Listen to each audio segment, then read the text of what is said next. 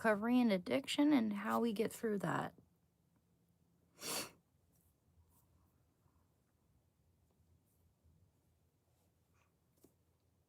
Because it's a lot.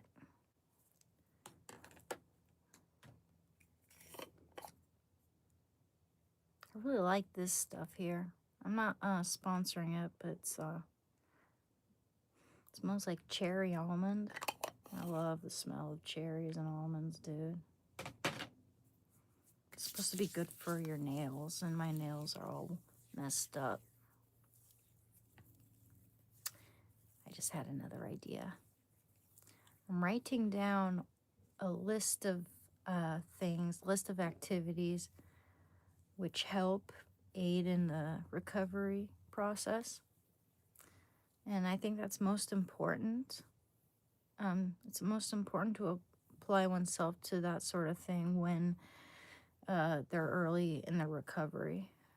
Hi there, Heather. How's it going? Good to see you. You're usually not the first one here. Nice. Doing better with your teeth and all that. I'm glad. I'm glad to hear that. Yeah, hopefully you weren't in pain for too long. Because I've heard that, yeah, tooth pain can be the worst. Absolutely. So I'm glad you're doing better.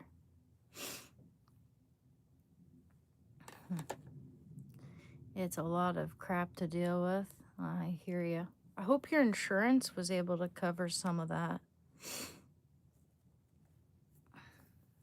But yeah, I'm going to try to be more consistent with this as we're going into July now. Hi, Billionaire Feeding. The Depression Channel rejects Jesus. Kind of funny. What? Whoever said I reject Jesus? No one said that. You're pulling that out of your ass. No one ever said that. I read the Bible on here, you dipshit. Hey, Sergio. Like, what kind of a fool is this? I mean, the Depression Channel rejects Jesus. Kind of funny. Where do you get that idea? What the hell? We talk about Christ on here. I'm painting Christ. I'm painting a portrait of Christ. In fact, my work in progress is right over there, waiting for certain elements to dry so I can paint over them and do some scumbling. Let me show you so far.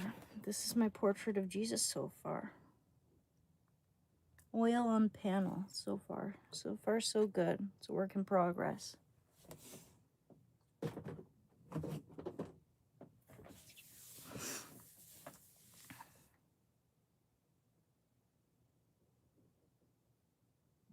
Oh boy. Thanks guys. Hey, hi Daniel. Happy Wednesday to you. Went to the doctor yesterday to get my lymph nodes checked and all that stuff. They just drew my blood. I mean, and they're gonna send me my results at some point within the next 2 days. So everything there seems to be good. I think. I hope. You know, I think it's all good. They think everything's all good. I think everything's all good. Some stranger in the comments just recommended I get my thyroid checked. So I got that checked and I got my lymph nodes checked. And they don't think that there's any problem, but for what it's, you know, we just checked just in case. Hi. Hey, Snarda. Welcome. So yeah, I'm going to try to be consistent this July, kind of start fresh because, I mean, June wasn't that good. I got a little tied up in family issues and all that. So everything seems to be pretty copacetic at the moment. Please don't forget to like and subscribe, guys. And unfortunately, I'm not able to use my laptop right now. I need help with a certain something. My brother did get home, and I don't know. I haven't seen him. I believe he's probably resting. He's probably sleeping. So So I guess I'll ask him for help. And if not, I'll just take it into a computer repair shop because I asked my therapist about this and he showed me a few resources which aren't that expensive considering. Certainly worth it if I can get that fixed and start gaming. How's everyone doing? Hi, Black Hat Music. Hey, hey, hey. Hey, Ashfac. How's everyone? So I've been listing down a few things which have helped me in my recovery from heroin. First of all, I was gonna describe what cold turkey felt like, okay? And basically, I was kicked out of my apartment, had to move back in with my parents, but at the time we had more people living here, and I had to sleep out in the trailer. Trailer didn't have any lighting. It was damp. And when I went through cold turkey, I was sweating like crazy. Day 2 and 3 were the worst. And I was sweating through 5 layers of sheets, like just constant muscle cramping, cold sweats. A lot of people shit out both ends, but I didn't deal with that. Thank goodness. But I was still, I was sweating, bone deep pain, muscle cramping, restless legs, just endless, all day, all night, endless pain, endless torment. I wouldn't wish that on my worst enemy. It's an unlocalized pain. It's the type of pain that makes you wish you could feel pain in a localized area. I had a friend who went through cold turkey in prison, and he bashed his head against the concrete again and again because he wanted a distraction from the heroin withdrawal. It's very painful. There have been no documented deaths from it, but it is painful. It makes you think that you feel like you're gonna die. And if you're going through a heroin withdrawal and you own guns, make sure those things are locked up, hidden. If actually no, better yet, because gosh, man, there's some people who board themselves up just to keep them from getting out of the house when they're going through heroin withdrawal, and they'll just like rip the boards back off the wall. Give those guns to a family member or someone trustworthy if you're going through that, because I've heard of people who, heroin withdrawal itself won't kill you, but it can make a person, make certain decisions to end it as fast as possible. Yeah, it's bad. It's bad. You gonna go out, bud? Okay, go. Close my door. Sorry, guys, my dog wanted out. So yeah, just make sure you're in a safe environment when you're going through that. My environment where I went through that wasn't ideal. It was not ideal, but it was, all I had. And I was, some people have to go through it in prison. Some people have to go through it out on the street homeless. A lot of people who are dealing with heroin addiction happen to be homeless. So just imagine what they go through. My circumstances were at least better than that, but I still wouldn't wish it on anybody. Hi, Raid the Fairies. Good to see you. How are you doing? Everything's good. Hi, Tala.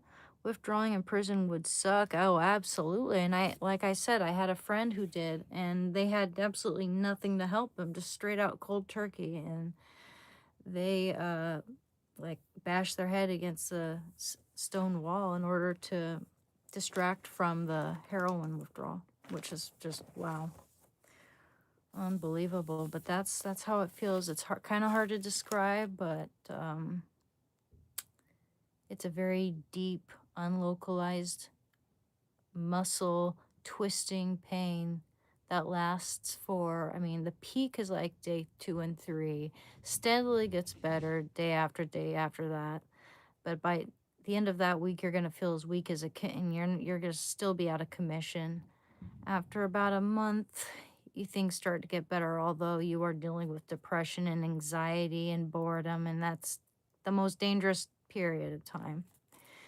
The 2 times that I relapsed with professional treatment, at least, I had I had been clean for a month, and then I relapsed. It's always by the month you got to be very careful.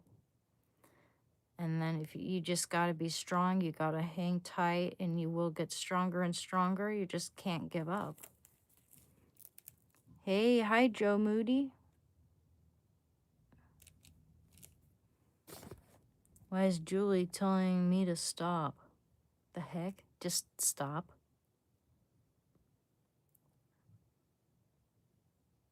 I'm moving to Florida on Friday. Looking forward to starting a new chapter. Well, good for you, Raid the Fairy. That's awesome.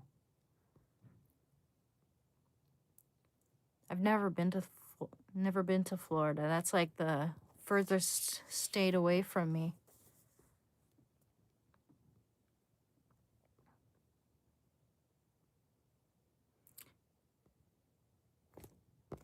I'm just going to ignore people who make outlandish assumptions. I can't talk. Outlandish assumptions about me. You know, it's like you don't know where I stand. You don't know me at all. So why would you come on here sounding like a fool when you really don't know me? You shouldn't be making assumptions about the things I believe in. It's like when people tell me that I, like, immediately, they've never been on my channel more than likely, but they come here to say, like, for instance, that I'm liberal, or that that I'm not a Christian, or like, huh? Whoever said I wasn't? What makes you say that? Are you fucking stupid? Oh, fucking stupid. I'm not pissed. I'm annoyed. I'm annoyed. I just find it annoying when people come on and just make blatant assumptions about me when they don't know me at all. I'm proud of you for how far you've come. Thank you, Todd. You're super cute. Oh, thanks, Cole. Hope your night is amazing. Thank you, Bob. Driving all the way from Minnesota, LOL. It's going to be a 22-hour drive. Doing it over 3 days. Well, that sounds like an adventure to me, man. That sounds like fun. I love road trips. I wish I could drive. I really do.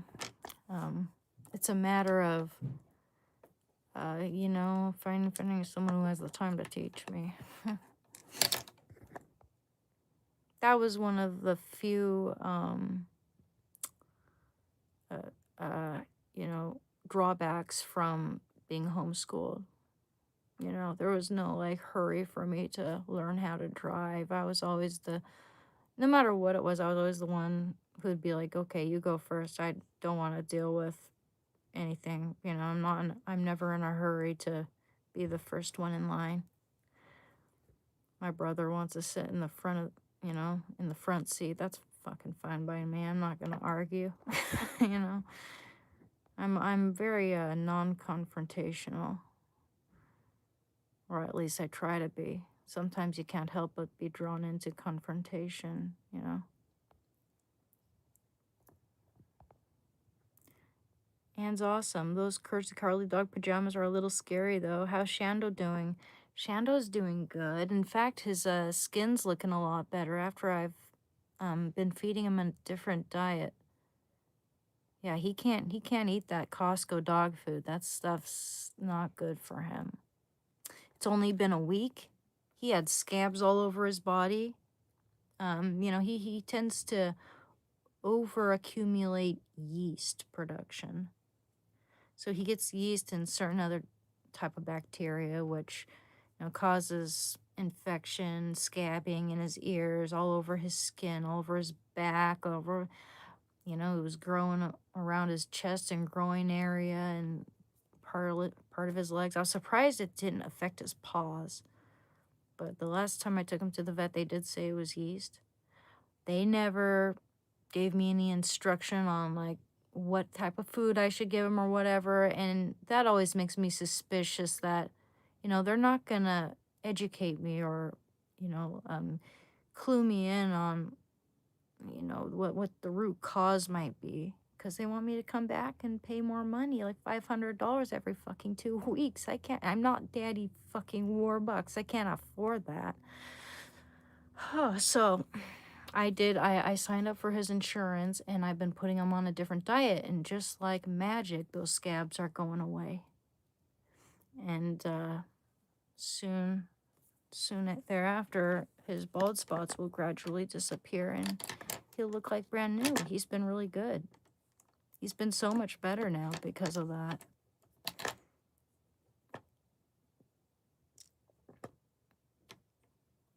Hi, it's Poofy. Is the best high of H better than the best high of Coke? Honestly curious. I didn't do that much Coke. I only did Coke like twice in my life.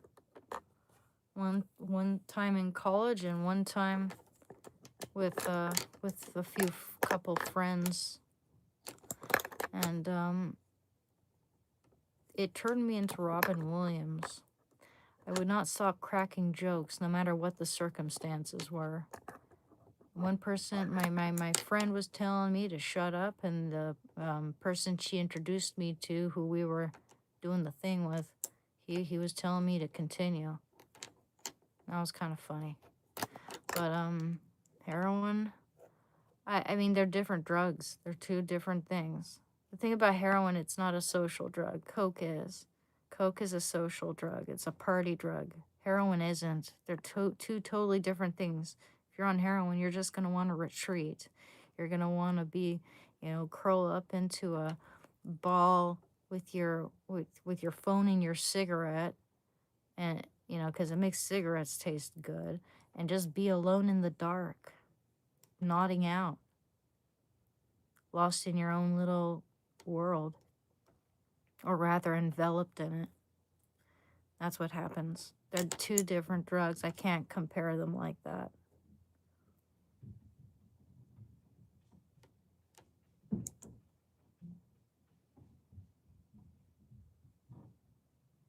You might have to pay somebody to teach how to drive you, but as long as you learn, that's what counts. Yeah, I agree. That's the thing. Like my dad's really busy. Otherwise, he'd teach me, or I don't know what my future holds. But I've had friends who would have liked to teach me if they had cars themselves.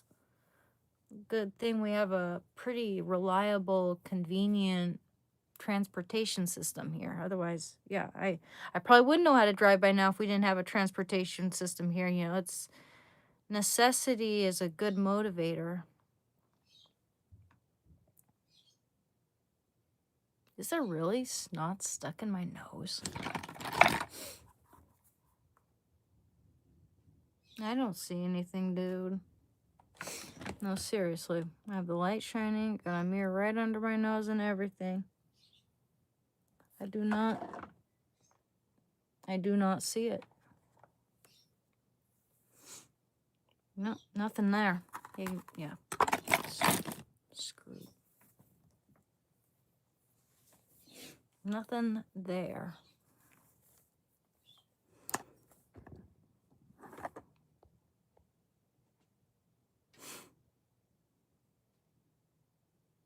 Comedian once said age is like being in a pool of soft puppies. I don't know about that. I don't know about that. Thing is, if you were in a pool of soft puppies, you'd have to take care of those puppies. You'd have to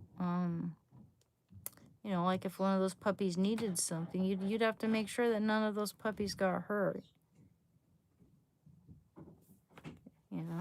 I don't know. With heroin, it's just me, myself, and I. And there's no obligation. There's no being beholden to anything. It's just, well, it's not so much me, myself, and I. It's more like heroin, because you stop caring for your health. You stop caring for your appearance. You let your teeth rot. if you let it go on long enough.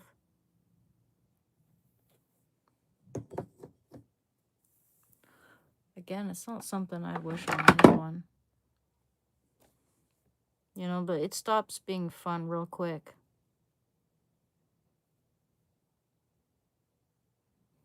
Marijuana is supposed to be a party drug, but taking too much make it like heroin. No, that's not true. That's not true at all. That is not true. You can't compare heroin and marijuana. That's foolish. And I've smoked a ton of weed. You know, with weed, if you smoke too much, you get to a point where it stops being fun in that you don't really feel it much anymore. If anything, it'll just make you groggy and tired. With heroin, you know, you do too much and it can kill you or make you OD. Or you just won't feel it, period.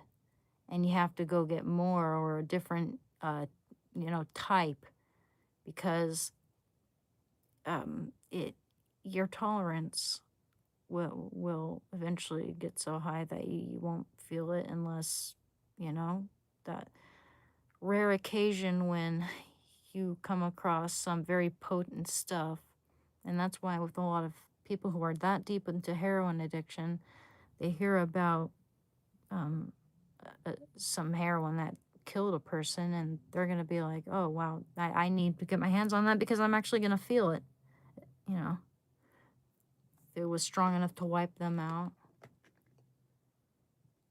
Oh, no, you can't make that comparison. That's very foolish.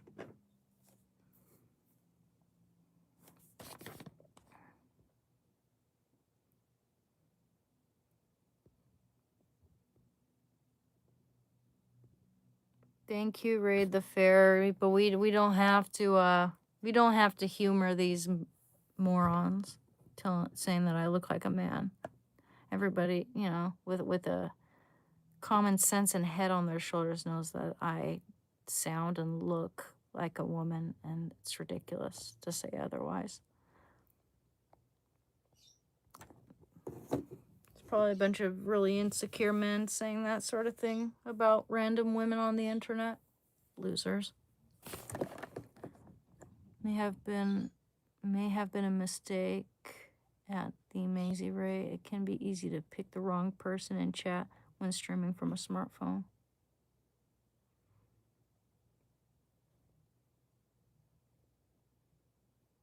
Let's just ignore Arian because I find that guy to be insufferable. Thank you, Robert.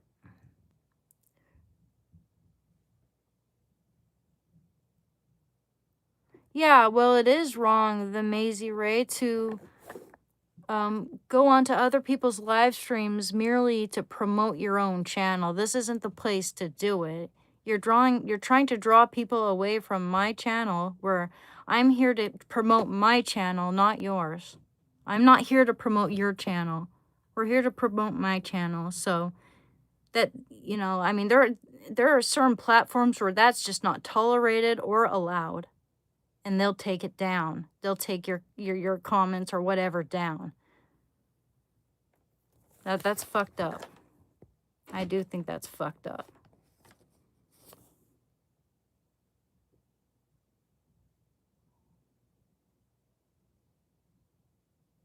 Yeah, I wasn't talking about her when it came to the trans shit.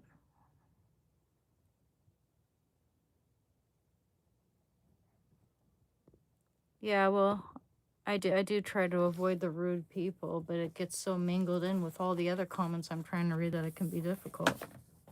One sec. I'll let my dog in. Come on in, baby. Come on in. I'm gonna go over and sit, buddy.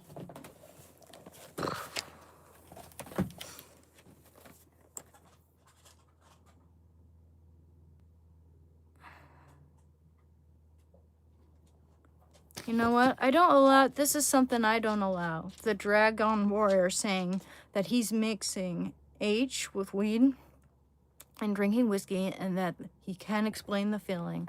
Wow, over here trying to trigger my audience. And this is a recovery channel. You know what? You're a special kind of self-loathing, disgusting, bottom-feeding, troglodyte, fucking douche canoe. Go away.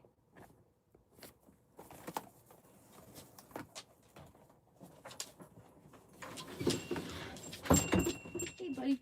I'm closing my door.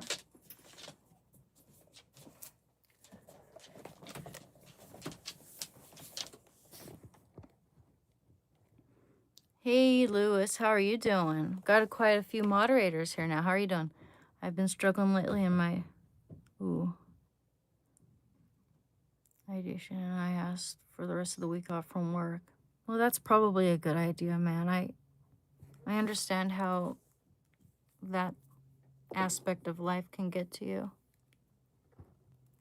I'm glad you're here, man. I'm sure there are a lot of people who really love you and need you.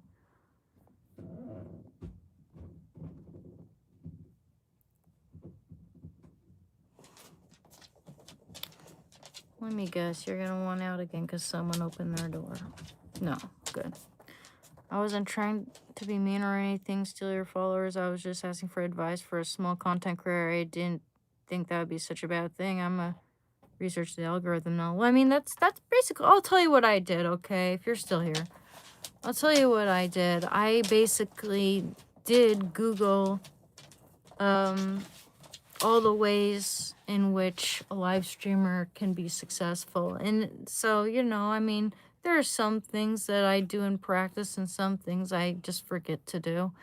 But like searching the search engine, looking up like what things are being searched in the search engine. I mean, very rarely do I even apply these things to my practice, but if I have any questions, I usually just Google it. I mean, it's not... I'd say consistency is key. Consistency, and even I have a hard time with that. I just started these live streams in mid-January, and my subscriber count really blew up after that.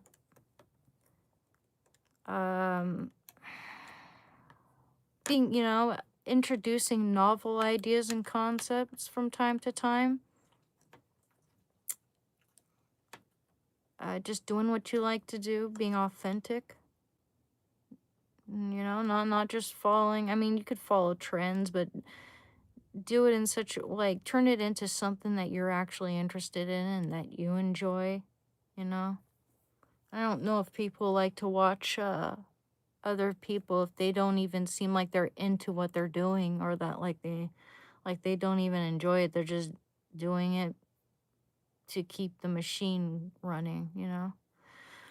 People can generally get a sense, that something's going stale, or if it isn't all that authentic.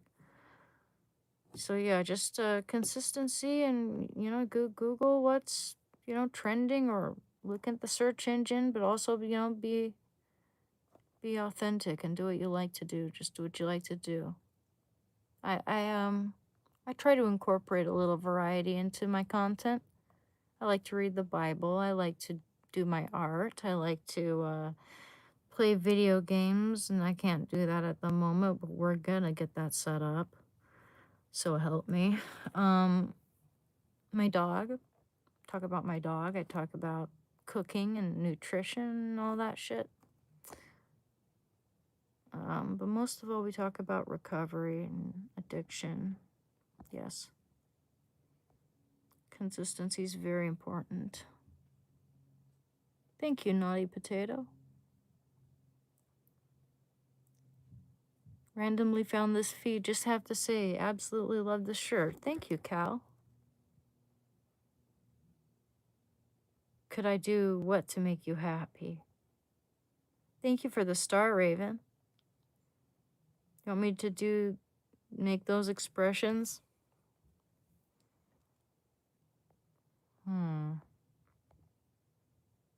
Thank you, Hendoy. Shando's a good boy. He's just resting.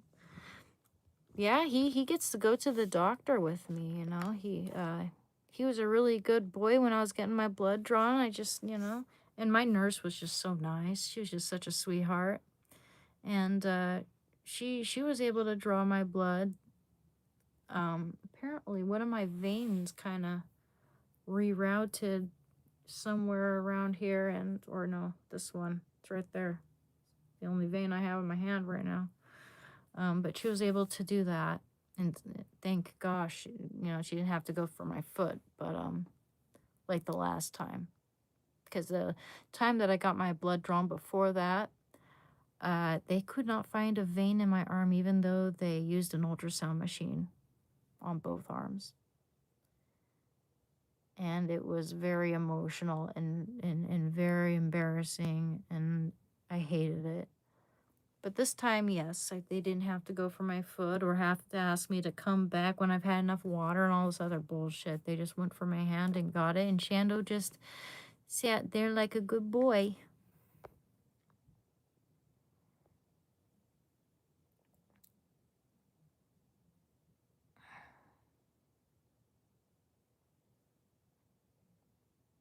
Yeah, I don't know. I mean, it's hard to say the Maisie Ray, because I've had a few unsuccessful months. Partially, I feel like it's because I'm not doing it as much as I was when I started out. Like in January, okay, I started mid-January, and then in February it really blew up, and I made really good revenue, and then it steadily went down bit by bit. And this last month I was really bad about it because we had a family crisis, and it didn't feel appropriate for me to be live streaming, and I was depressed as well and didn't feel like doing anything. But the thing is, when you get into that type of rut, it's hard to climb back out of that and gain momentum and be consistent again, because it's a slippery slope. You fall into a habit of just not having as much energy as you had when you started out. And it's hard, man. It can be really hard. I get it. I really get it. It's not, people forget that you're human. It's not easy to always have the same level of energy each time you make a video. If you're doing it every day for a few hours to several hours each day, that's another reason why I'm thrilled to get this video game live streaming sub, because that's something I would really enjoy doing. That's something I would just be anticipating every day, to live stream, play video games with you guys at the same time. And it would just, it would be nice.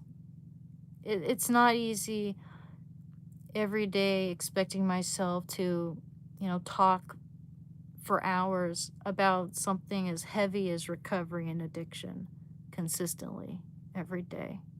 It's not impossible. And there are new people coming in all the time to join my channel. It's not a bad idea to give them a brief layout of what this is all about. But yeah, it's I get tired. I'm not gonna lie.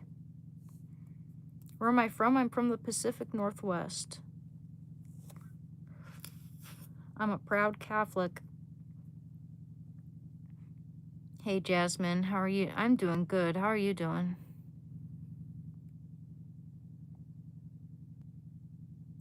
And oh, you don't have to be sorry. You don't have to be sorry. I shouldn't have been or snapped at you. But yeah, there are people who will do that. You just got to be careful.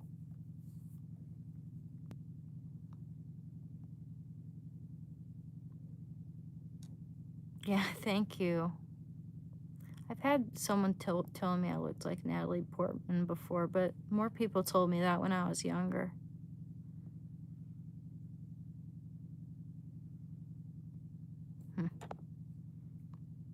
And what did you think of the SCOTUS decision to birthright citizenship? Oh, I haven't looked into that yet. I haven't been watching much politics this week, or last week for that matter. But yeah, I should look into that. I mean, from what I see, it looks I'm all good with that. Um,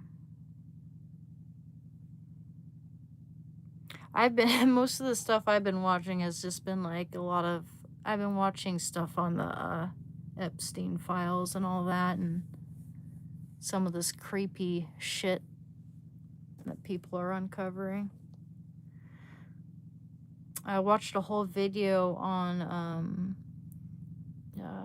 why people think that Epstein is alive now and that he was switched out, like taken out to some random black van while they basically used a pillow and sheets to make it look like they were carrying Epstein out on the gurney, but it was like a decoy for the paparazzi. But why, if he's already dead, why would they care about that? You know, none of it adds up. There are some weird things, like the 4chan messages that were sent regarding his passing when media coverage and news outlets hadn't even spread that information around yet. This is some weird shit going on. It's just kind of trippy. It's unbelievable, yet at the same time, it's there are too many dots connecting and too many coincidences.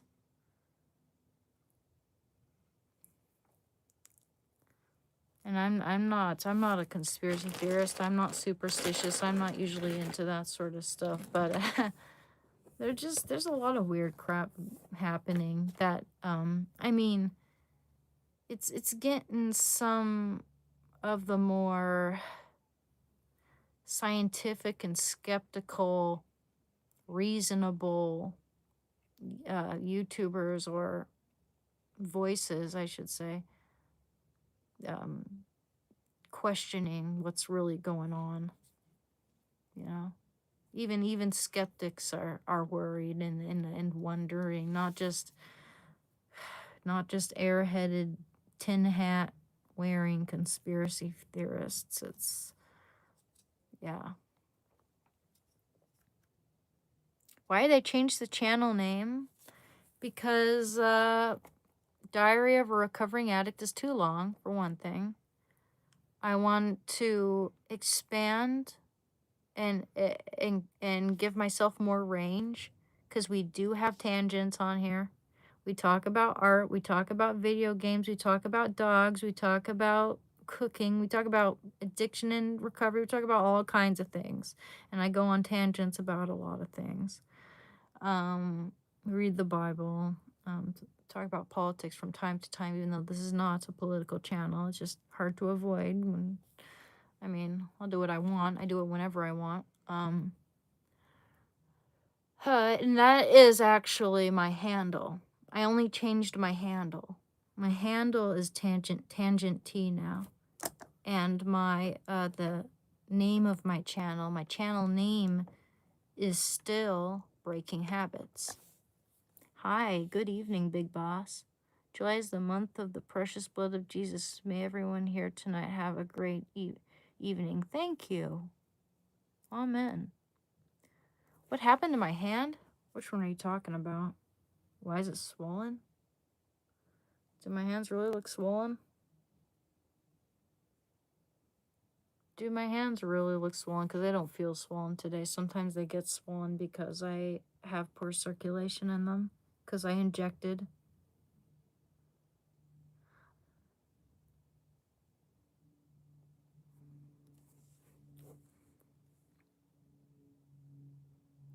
Well, I've seen more masculine looking women than me, so.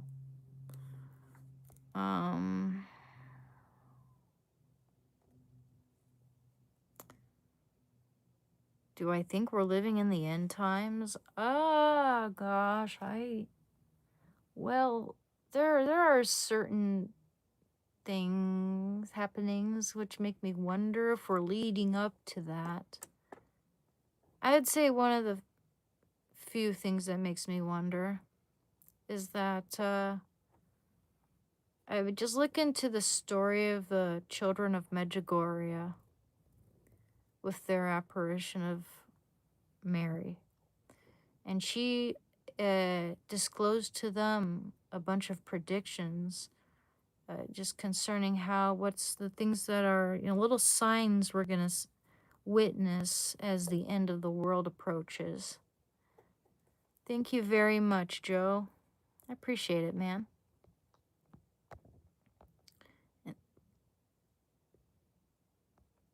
Oops. And thank you, Lewis. Forgot to thank you for that. Thank you. But she said that Our Lady basically told these children that as they begin to age, and as the ends of their lives begin to approach, more and more of these secrets and signs will, or uh, events leading up to the end of the world would occur. And these children, this was back in the 80s. These children were in their late teens.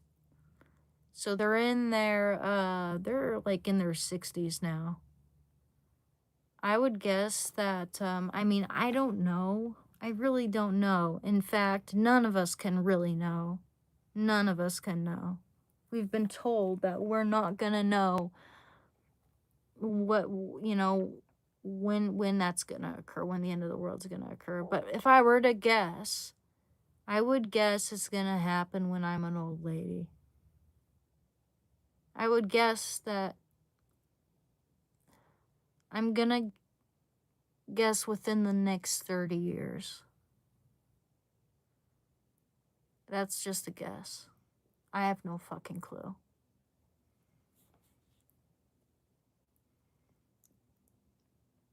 I recognize subtle synchronicities that give me hints that everything will be all right. Yeah, and a lot of times you notice, with life, the pendulum swings from one extreme to the other and gradually swings back to the very center, where it's balanced. Kind of like earthquakes, tsunamis. Thank you very much, Joe. A priest who claims to have read the third secret said Kyiv and Moscow, Russia and Ukraine play a major part in the end. Huh. Interesting. I never heard of that. 40 isn't old, you fucking moron. You'll be old in less than 5 years. 40 isn't fucking old. What are you, 15 or younger?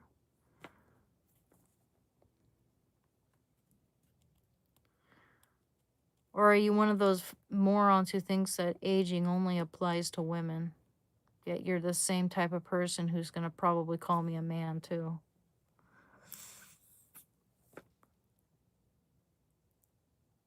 What's going to happen in the next 30 years? Oh, someone asked me, what do I think of the end times and if they're near? And I think that the children of Medjugorje reveal a lot, when it comes to that subject, but none of us can really know. And I was guessing that it might happen in the next 30 years. That's just a guess. If I were to have to guess, I really don't know. None of us can know.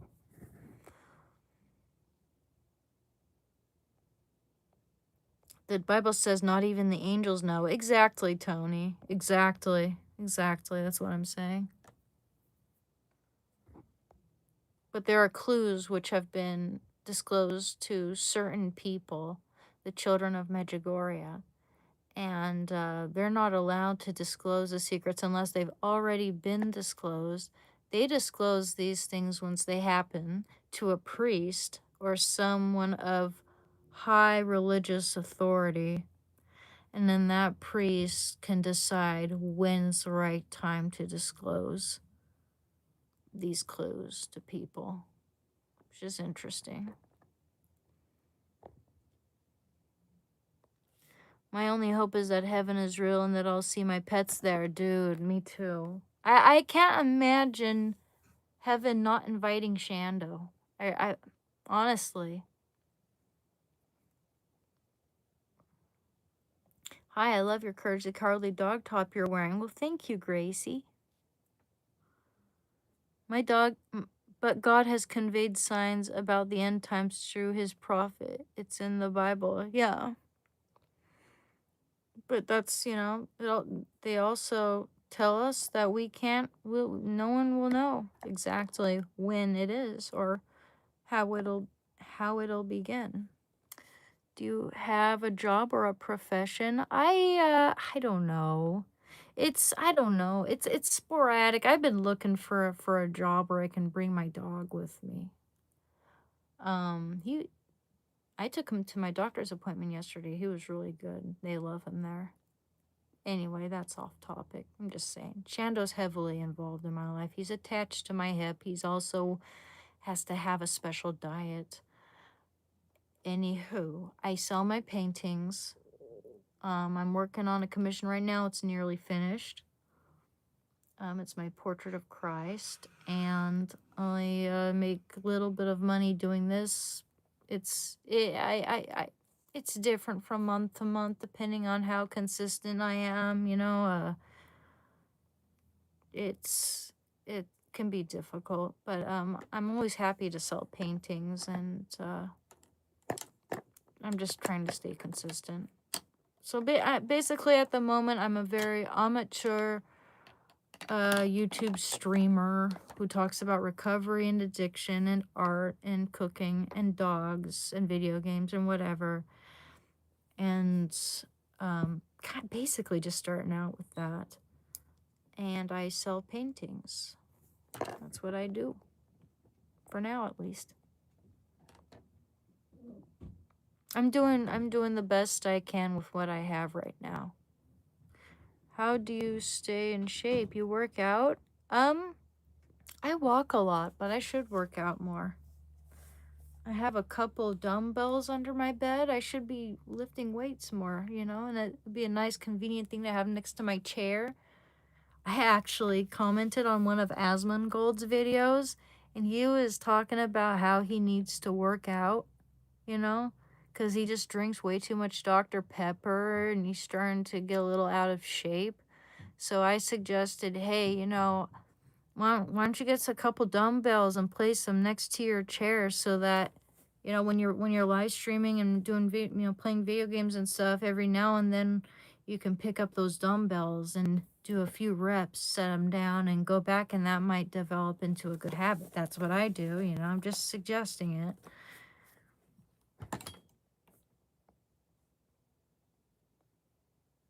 What am I recovering from? Push the pace forever? I was a H addict.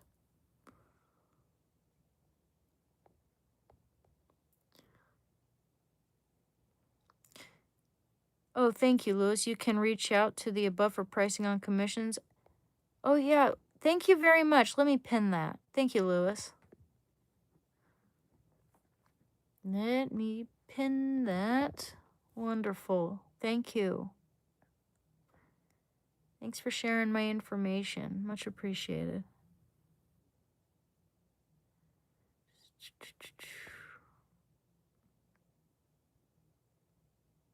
Yep. Actually, you know what, Joe Buckley? When I was a heroin addict, I was liberal. Not a far lefty like you probably are, but I was a liberal because I thought that the liberals were still, at the time, like 90s Democrats, which, no, it's kind of the other way around now. Now, Republicans are more like 90s Democrats, and Democrats now are, well, they went from class warfare and class issues to identity politics, and that's completely fucked them up.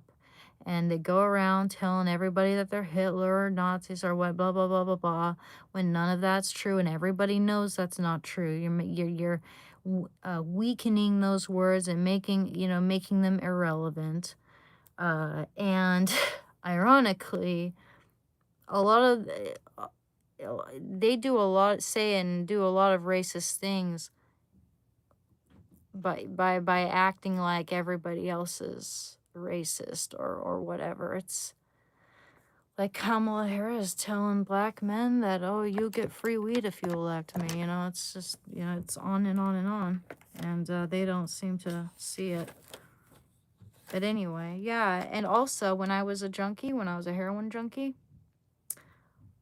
I had heroin junkie friends, and every single one, save one of them, all but one of them were liberal. Also, do you never notice that most of the cities, big cities, where people are dealing with the most addiction, like, you know, meth and heroin and all that, are liberal cities? California hosts like 25% of the addiction crisis in this country. New York, Chicago, Portland, Seattle, Albuquerque. Aren't all those places run by liberals, you fucking dipshit? Want me to let you out, buddy?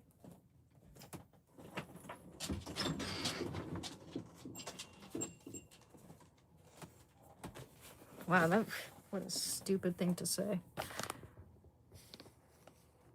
Thank you very much, Joe. Where can you get my paintings? Yeah, I have it pinned here right now. You can find it on, you can look at a lot of my art on my Instagram. You could also reach me on my Instagram, but I'm usually better at reaching or checking my Discord. I forget to check my Instagram a lot. I need to get back into doing that. But yeah, I checked it like 2 days ago. Anyway, yeah, you can contact me via Discord or Instagram. We can discuss that business.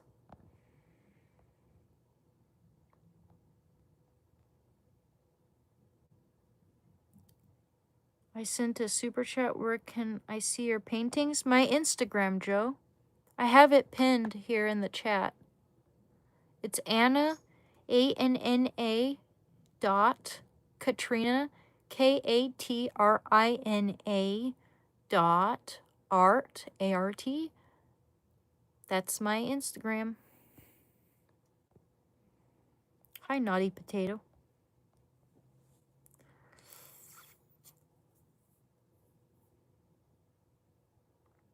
For liberal enable all the crazy behavior, they enable drug use. All the liberal cities are the proof.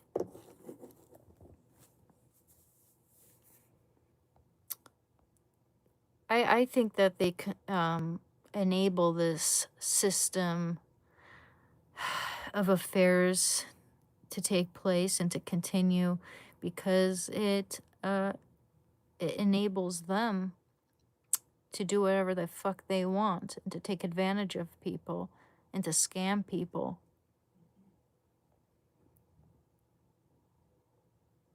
Oh, thanks, Pastry. I don't know if I can paint anything. I wish I could paint anything, but I have challenges with a few themes. Like, I would say I'm best at painting organic subjects, like people. I'm really good at portraits of people.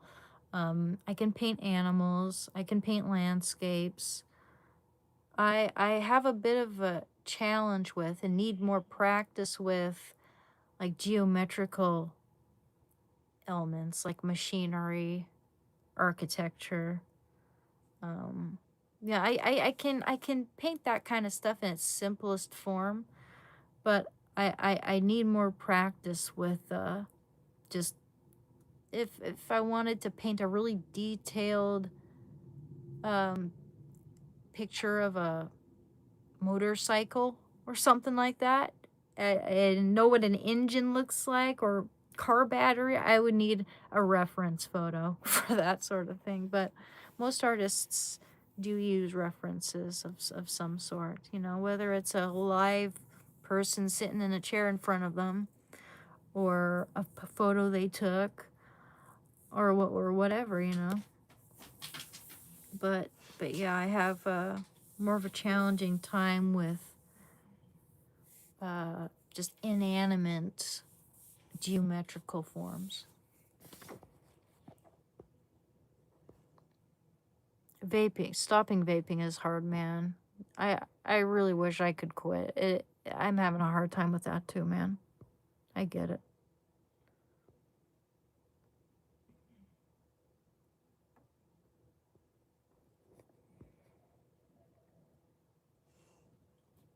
Is the shadow from the tree scary at night? I don't. It's pitch black at night. I don't see it.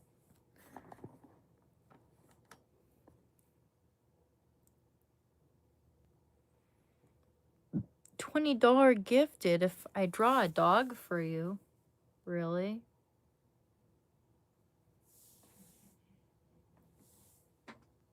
You know, last time someone did that, offered to pay me to do something, and I did it before they paid me, they didn't pay me. I don't know if I'm going to fall for that.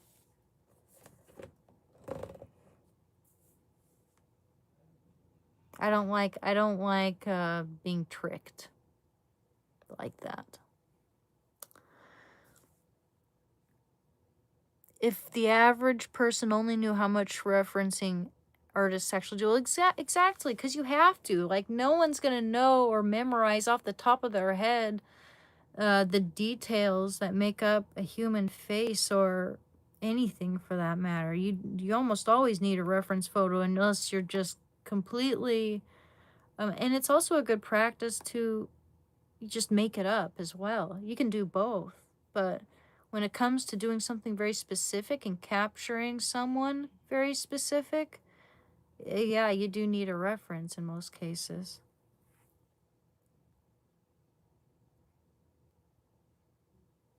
You want me to paint Elon Musk? Only if you commission me for it.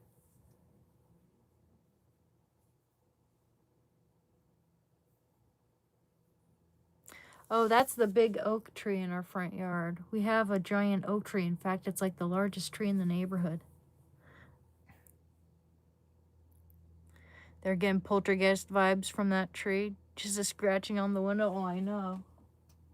It's a huge tree, man. Am I AI? No, are you? I do draw pets. Oh, man. I would love to do pet portraits for people. I would love that. I love drawing animals and pets. Absolutely. Ooh, looks like my phone's about to die. Let me go get my charger, guys. 1 sec.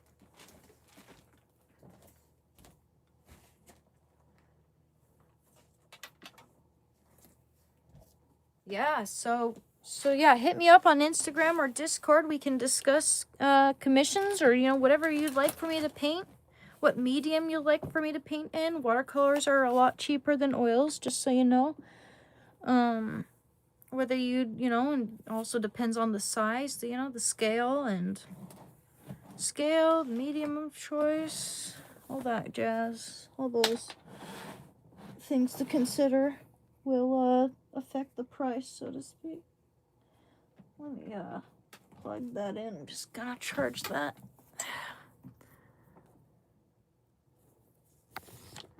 I got really bad cramps right now. Oh, I'm sorry, Jasmine. I know how that feels. Well, duh.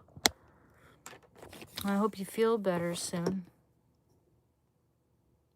Good thing it's only a week. I mean, a week can seem very long when you have them really, really bad, though. Some people are completely out of commission when that comes to that thing. It's kind of rare that it would put you out of commission, but a lot of women would rather curl up with their favorite comfort food in a movie while they're on their period, no doubt. But we gotta do what we gotta do. I hope yours aren't bad. Mine make me want to be alone. I feel crabby. I don't like being smothered.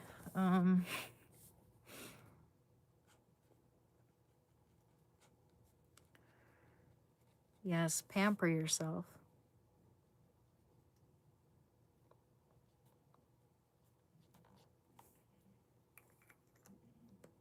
Ooh. Hi, Eddie. If you're old, you should still talk to your parents if they're alive. Well, yeah. Who? What did I miss? How old am I? I'm 35. 35.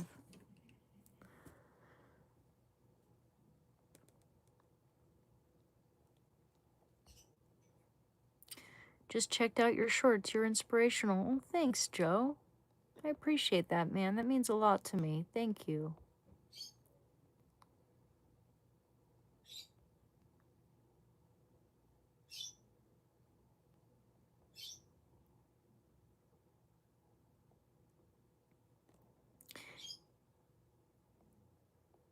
But yeah, I do enjoy painting pets.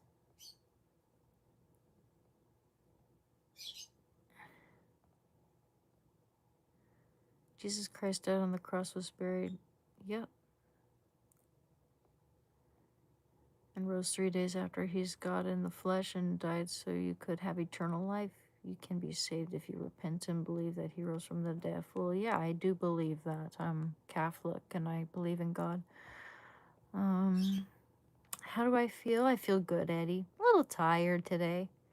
Hence why we're, again, why we're starting late. I need to get back into the rhythm and get back into being consistent with this. And we're it's now July and we can kind of start fresh. It kind of, it gives me a sense that I'm starting fresh when I, when I start to make plans at the beginning of the month. I guess because I get paid on a month-to-month basis, it's kind of like, well, I'll do better this month and my revenue will determine that. But I mean, I'm kind of new at this, so there are a lot of YouTubers who live stream and create content for years on end, and it takes forever to get successful, so I shouldn't give up on myself. And I do have people coming to my DMs and telling me that my content helps them, and that matters a lot to me. So yeah, I just coming back with a renewed sense of hope, and I hope I can actually, spread this to a larger audience and make something out of it. That would be pretty cool if I could make a recovery podcast and have my own studio someday and all that. But we'll see. It's I'm just gonna try to start fresh. Maybe even come in with earlier live streams. And do whatever I can every morning to get myself up and motivated, because I do not feel motivated enough in the mornings, let me tell you. Just being completely honest here. I have a really tough time with motivation first thing in the morning. Especially when I wake and bake, and I shouldn't do that because it's just not good for me. I'm not saying it's bad for everyone. It's certainly not good for everybody either.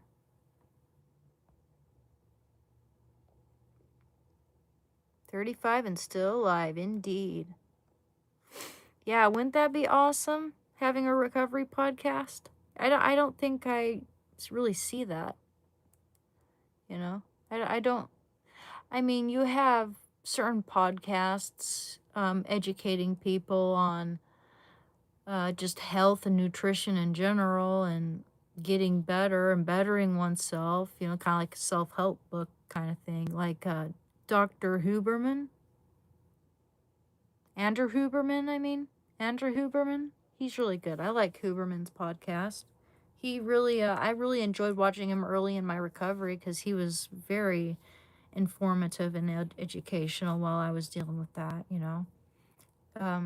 taught me a lot about just how dopamine works and how the brain heals itself, and just getting back into good habits and how to do that. Thank you very much, Joe. You're still a kid? Oh, thank you. I do feel like I'm getting older, though. You do start to feel a little creakier as you hit your mid-30s, Like when you wake up in the morning, you just sort of feel it. Hi, Guppy. We came from God and we shall return to him. That's what's up. I like when you do freehand art, and I miss when you don't put your makeup on in the morning and do yoga. The reason why I'm not able to do yoga like I want to is because my dad has picked up a relatively recent habit of wanting to watch TV beginning from like 7 to 8 a.m. and it'll go on for I don't even know, like past noon. And sometimes I'll hear it on well into the evening and I'll notice, oh, he's left, but he's left the TV on. You know, it's like, that makes it hard.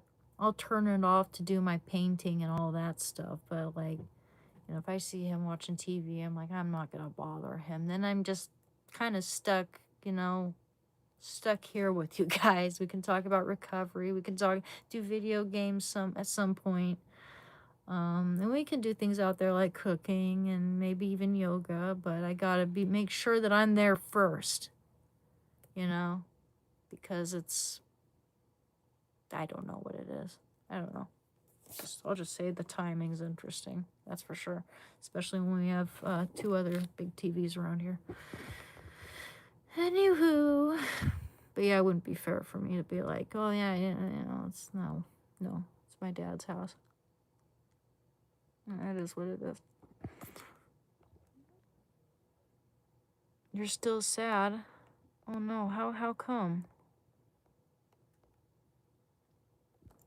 You know, I'll just say that when I'm extremely sad, when I am so sad that I can't distract myself with anything, and even video games won't help me out. Nothing. I can't pay attention to things, and it's kind of rare, but when my mom went to the hospital and I was, you know, everyone was dealing with all that, I'll just say that I had to just sort of lay down and let the feelings, let the emotions pass over. That's what I did. That's the only thing that would help me, and I tried so many things to try to distract myself, but I couldn't eat, I couldn't think, I couldn't of anything but that. I couldn't do, you know, anything to distract myself, like nothing, you know. I just felt like devastated and depressed, and yeah, I had to let those feelings sort of pass. Sometimes that's all you can do, honestly. Sometimes all you can do is let those feelings pass. Even when it comes to addiction and cravings, I would suggest calling someone who can give good advice or help or support. But there are times when you just gotta let the feelings pass over and know what they are, know why they're here. You know, say hello, goodbye. No, I think yoga is very good. Yoga isn't overrated. Yoga is really good for your ligaments and your flexibility and just, you know, being healthy overall and learning to breathe well. Because I heard that, and I'm not sure if this is true exactly because I never did any deep research into it or anything like that. I'm not, but breathing, a lot of people don't breathe correctly. A lot of, yeah, apparently, allegedly, I should say. Someone said that one reason for why we have a lot of health conditions is because people don't breathe in the proper way, in the right way. I bet you hate sudden noises. I do get startled from some, you know. It's easy to get used to it though. Shando doesn't like sudden noises. And when I talk about Shando and sudden noises, he does not like popping sounds. He's never heard a gun go off as far as I know. I mean, I don't know because I got him at 3 weeks old, and he was shipped over here from Texas. And I love Texas. Never been there, but I would love to go there. Um, I know there's a lot more gun activity in Texas, though. And for all I know, Shando could have heard a gun when he was a puppy and it scared him, and that's kind of been ingrained in him because if he hears a loud pop, his tail's immediately between his legs and he's pulling, almost ripping my arm off, trying to pull and dive for cover anywhere. And I gotta be super careful when that happens when I'm downtown or anywhere, because he could panic and just fly off who knows where. I don't know if he'd do that, like, but he panics when it comes to loud popping noises. When it comes to fireworks, he doesn't like the air show.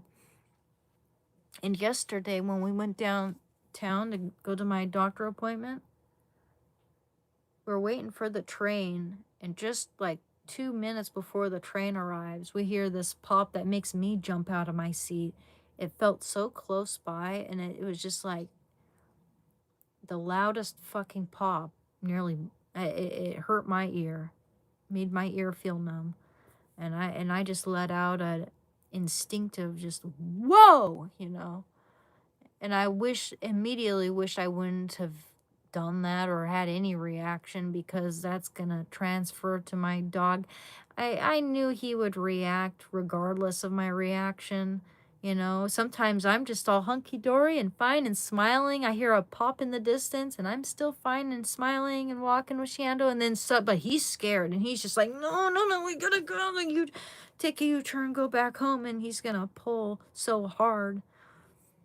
And I'm, trying to resist that pulling with all my weight, trying to, help him to understand that everything's okay. But he, for a little while, he's going to be consumed by that one noise that he heard. And he's going to do everything that he can to find a safe space.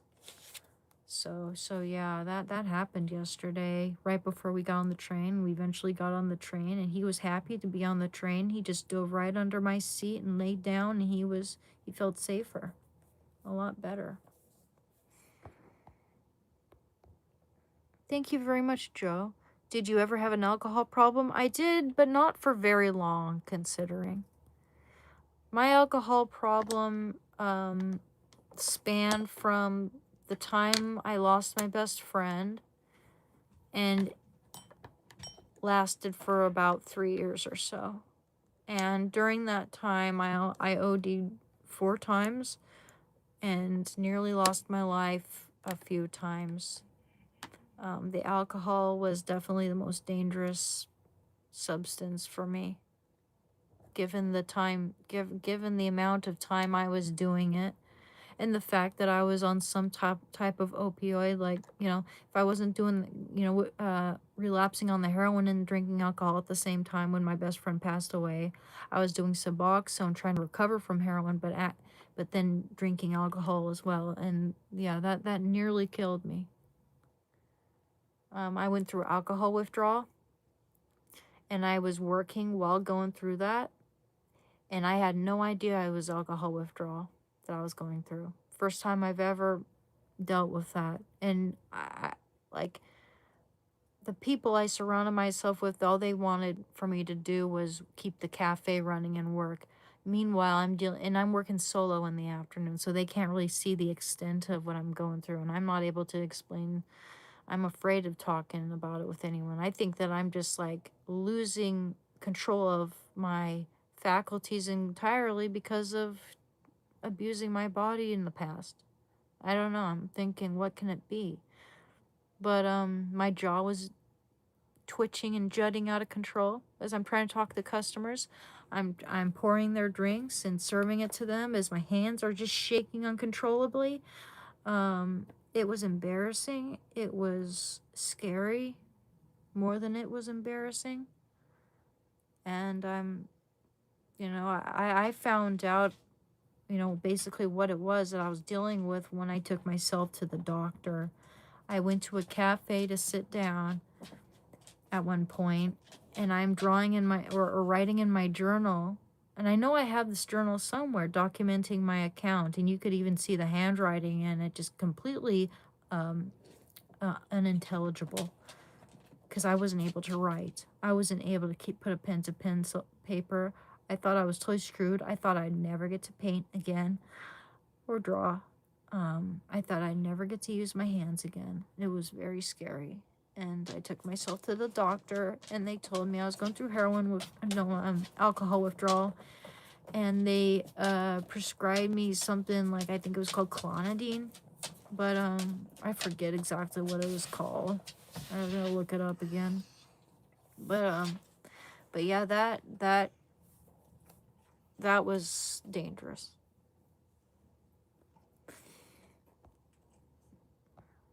I'd drink until I got blackout drunk and find myself in random beds with random people in random places. I woke up one time with a huge duck lip and a bloody mouth all over. Like, honestly, I have no idea what happened to me. I was told by the guy who took me to his place, and I woke up in the morning not remembering anything in his bed, told me I curb stomped myself.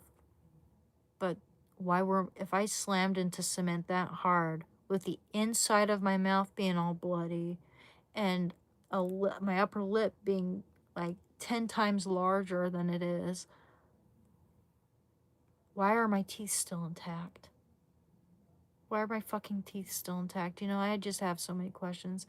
I'd wake up in I'd take the wrong train out to nowhere, not remember anything that went on, wake up wrapped up in some strange blanket, not knowing who gave me blanket, screaming myself awake. And my counselor described that as sounding a lot like alcohol-induced psychosis. Yeah, dude, fuck. One time I woke up at a train station at 3 a.m., 3 in the morning, and I don't remember any of the conversation that went on. I don't remember any face, nothing. I don't remember being there. I don't remember any of this shit. I only remember because my dad told me about it. So he was called by the police, my dad, to come pick me up at the station. And when my dad got there, and my dad's telling me what went down here, I was flirting with the cops, like crazy, flirting with them. And he thought that was funny, but he drove me home. But yeah, fuck, man, it could have been way worse. I was always surprised when I still had my purse on me, like just a shoulder purse. You'd think someone would steal that. One time, someone did steal my Suboxones, but they didn't take my wallet, which was weird. One time, after losing my phone, I'm on my way to work without any phone, and I'm devastated about losing my phone, of course. But as I am nearing the cafe, just one building down, some dude I don't know his face, never met him, comes from around the corner and gives me my phone and says, "Hey, did you lose this?" I'm like, so grateful and thankful, and everything's just been going to shit at that time. I'm just like, I give him a big hug, and then he gives me a smooch on the cheek, and then walks off. I'm just like, at least I have my phone. Who the fuck knows what went down? Seriously. Like, that was scary. Woke up in the, at like 2 a.m. in the middle of the fucking street, crying about my damn phone. It was just a miserable time to be alive, man. It really was. It's no way to live.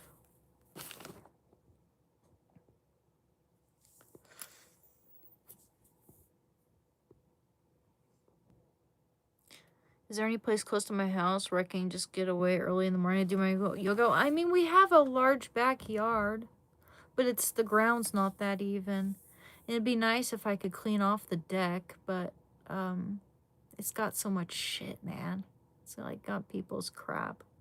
I gotta find a space. It'd be nice if I could do it in the living room though, but I gotta always give it a really good sweeping every morning if that's the case, because those cats shed like crazy and I don't like getting cat hair in my nose or face or whatever. But yeah, I should look for a place to do yoga. That'd be great. Core strength, it's good to have core strength for sure.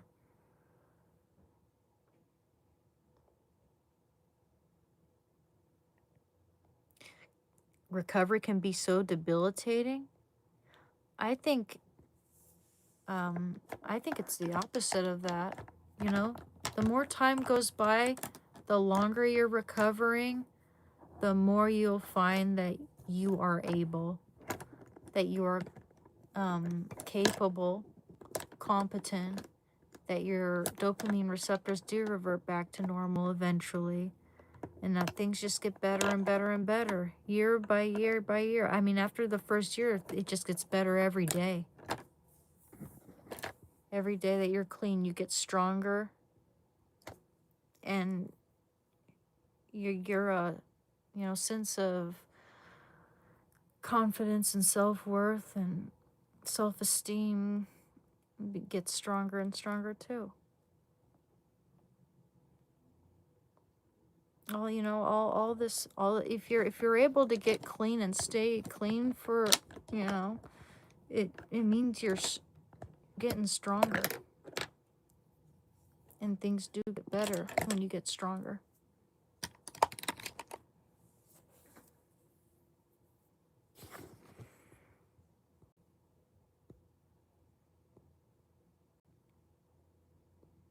Sorry for being kind of late here, but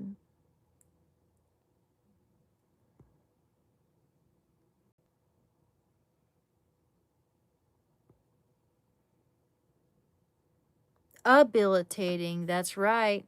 It's habilitating. Habilitating. Yep. I've dealt with depression, yeah, but it's like I don't think I have chronic depression at all. I don't I mean, it's not there are times when I fall into temporary depression though, depending on my life circumstances and what's going on. Like when my mom had to go to the hospital, I got so depressed that I didn't even want to leave my bed. I didn't want to move or do anything. That's why I didn't live stream for a long time, because I was depressed and didn't want to do anything. But it it's it's not like a deep condition I have within my brain where it's like no matter what day it is or what the circumstances are, I just feel that way. And some people have that. I think that there are different types of depression. There's some, types of depression which are more temporary or environment based. Like, for instance, if you were to drop me into a different environment, it might even go away. Or if I'm not dealing with financial issues, it might go away. Or it's just like something bad that I did or that someone else did might make me depressed. That sort of depression. I get depressed over that sort of thing, but I don't feel like, I'm not sad all the time. And it's easy for me to find happiness and hope and interest in things again. Sometimes I just need to give myself time and gentleness and patience and let myself heal and, just understand that we all go through this sort of thing and that these times will pass eventually. I like men. I love men. Okay.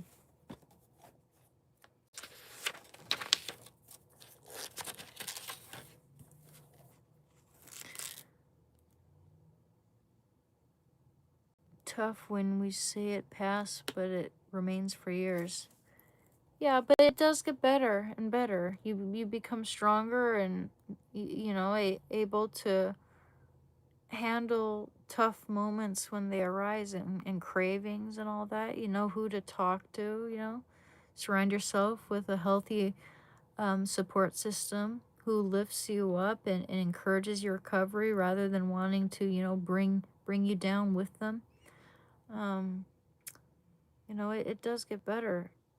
incorporating healthier habits in your life, even if it's something like video games, you know, that's a good distraction for me when I'm dealing with any type of craving for anything unhealthy. I just play my video games and I'm in a different world, and I feel accomplished too when I win.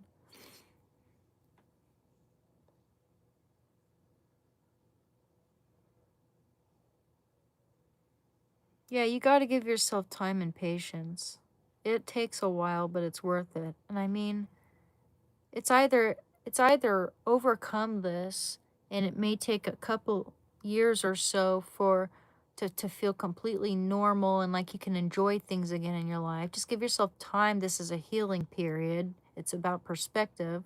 Or it's the rest of your life on that whatever substance is ruining your life, whether it be alcohol, heroin, whatever, and it's going to ruin your health. It's going to result in prisons, institutions, or death. It's that or the rest of your life, you know?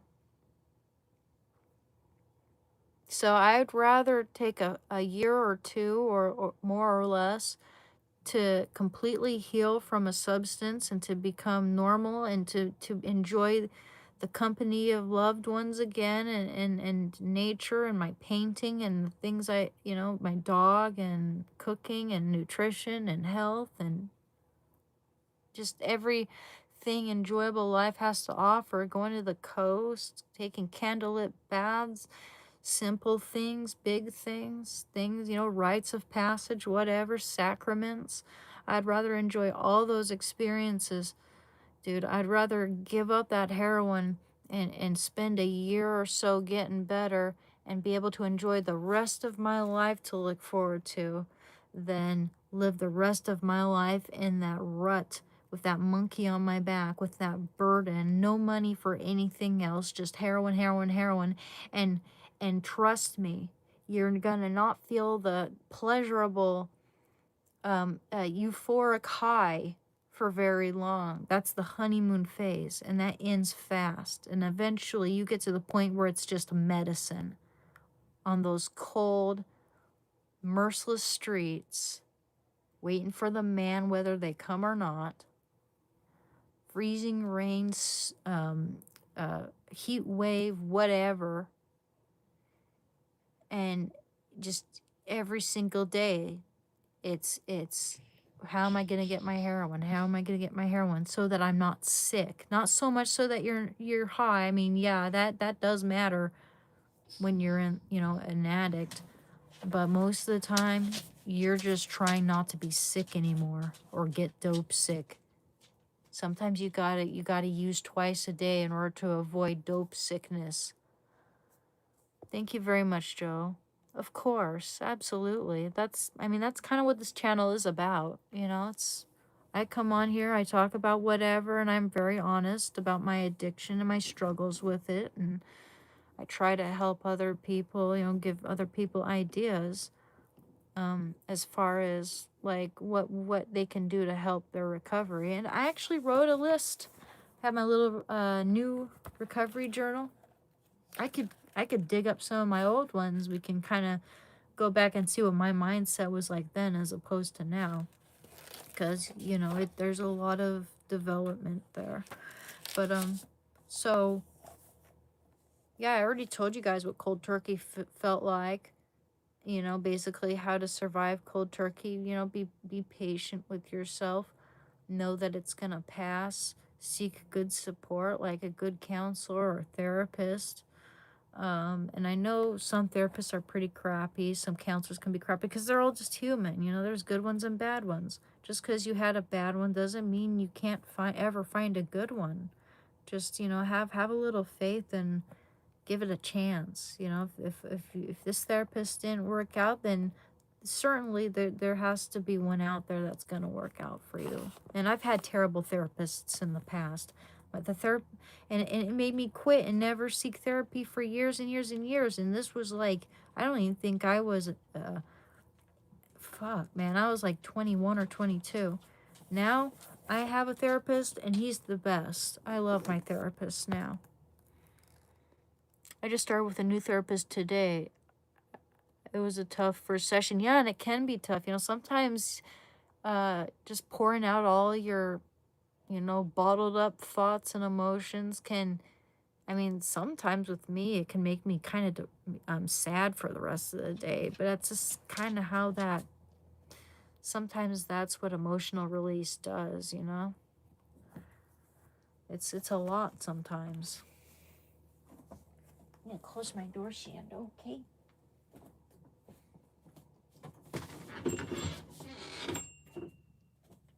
So yeah, exercise helps. Meditation really, really helped me early in recovery. I did a lot of meditating. I take that train every single day, and I was meditating on the train. It was like a 45-minute train ride, and I'd go to work. I was only suspended from work. I was invited back to work, and I went to work. Working was good. I mean, it was a good distraction. But that environment where I worked wasn't necessarily ideal. I mean, I was able to make it through it, and my boss was very supportive at the time. But I have a feeling he knew about my addiction way before that, and he was okay with it until I wasn't able to work and make money. Because there's no way that he didn't know about it. And the only time he said anything or did anything was when customers began to notice there was something wrong with me. Anywho, that's a different topic. How did I care for myself early in my recovery? Getting rest, exercise, meditation, like I said, pampering myself, making my bath time or shower time or whatever as comfortable and pampering as possible. Just maybe even just lighting a candle, that sort of thing, or making sure that you have a nice hot cup of tea ready and kind of cool down a little bit after your shower time. Set up a movie with some popcorn, a feel good movie maybe. That's not, I don't know, that's whatever you like. Doesn't fucking matter. Any movie can be a feel good movie. Learning something new, because the brain craves novelty, and I think it's really good for rewiring the brain in a healthy way and getting those dopamine receptors active. I would say learning something new every day, no matter how big or how small, or just maybe starting a new book, learning a new word, learning how to use something, an instrument, anything. Just surrounding myself with people who have my best interest at heart in recovery. Not people who are going to use me and lead to my relapse. One sec.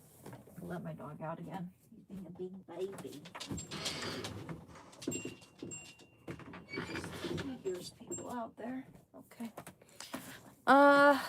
We're gonna end the live stream at 8 o'clock. How's that sound, guys?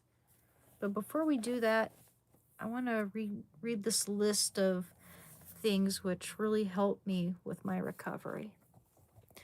The companionship of my dog Shando, cooking nutritious food, very important, very. All the colors of the rainbow, incorporate that into your diet.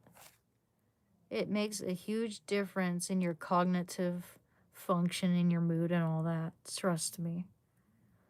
Having a good counselor, having a good therapist, support from non-toxic family and friends, playing video games, getting back into art, nature walks, feel-good movies, good books, faith in God, patience with self, housework, good distraction, makes you feel good when you're all done too. Meditation, need to get back into doing that more these days. Healthy sleep, and I need to practice that more these days too. Self-acceptance, learning to live with my feelings, letting them pass, knowing they're there, knowing it's difficult, knowing it for what, realizing just what it is and letting it all pass over. And I feel like a lot of us are having a hard time just tolerating normal human emotions, you know? We expect everything to help us instantaneously these days. Exercise, researching addiction and dopamine. I watched a lot of Andrew Huberman, like I said, early in my recovery. Watching documentaries about addiction, learning something new, pampering myself, like I just mentioned. So yeah, I mean, there are lots of things that can help.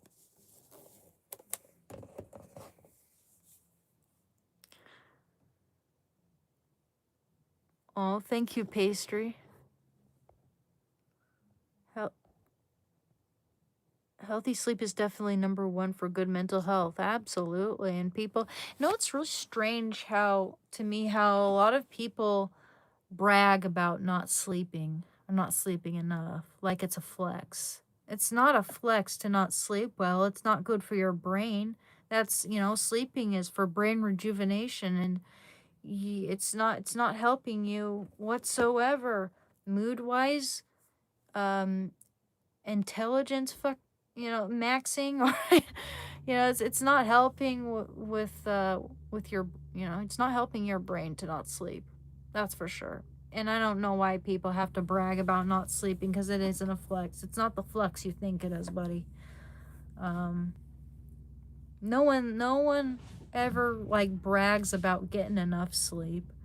When people talk about getting enough sleep, it's more like, oh, finally, I'm relieved that I got enough sleep, because I never do, you know? But you hear people talking about pulling all-nighters, like, and saying saying they never sleep, and it's not something to brag about. It's really bad for your health.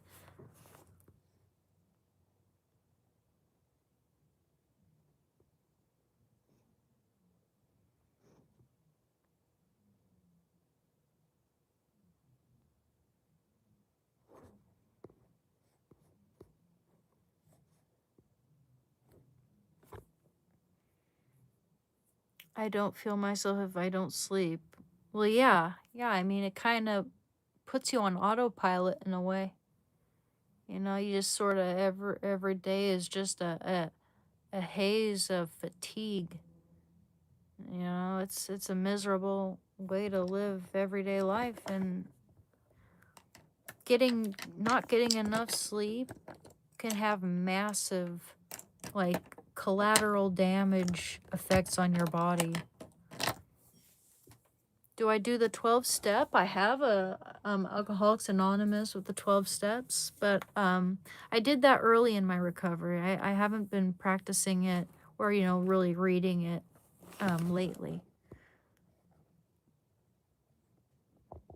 Let's read a Bible verse, guys, shall we? Because we're gonna end the live stream pretty soon. At like 8 o'clock. We've been doing this for about an hour and a half or so. Actually about 2 hours. What's up? When I get less than 6 to 8 hours, I feel like a robot. Yeah, same. The content here, well, I changed my name from Diary of a Recovering Addict to Tangent T, because while the name of my channel is still Breaking Habits, it's we talk about a lot of things on my channel because we're more than our addictions. I tell you guys my story of recovery and all that, but we also talk about video games and art. I get commissions for my oil and watercolor paintings. We talk about the Bible. We talk about my dog. We talk about nutrition and cooking and video games and just things I like to do. Yeah, we talk. Sometimes I cook. Sometimes I play video games. Trying to get my hard drive set up so we can live stream video games. Have a good time doing that. And I create YouTube shorts as well. It's I've made some of my I've changed like the paintings into shorts rather than doing them on live stream because it's kind of a slow process, and so I try to make it a little more, you know, satisfying and cohesive for people to watch my painting process. I do that. Talk about a lot of things, anything really. Anything goes. As long as you're nice. Hi, buddy. I'm gonna read a Bible verse and end it. Sorry about that, guys. Where can you see some of my art? Well, I have my information pinned here in the chat. You can see a lot of my art on my Instagram. I'll show you one that I'm working on right now as we speak. It's an oil painting on wood panel. It's a painting of Christ so far. It's a work in progress.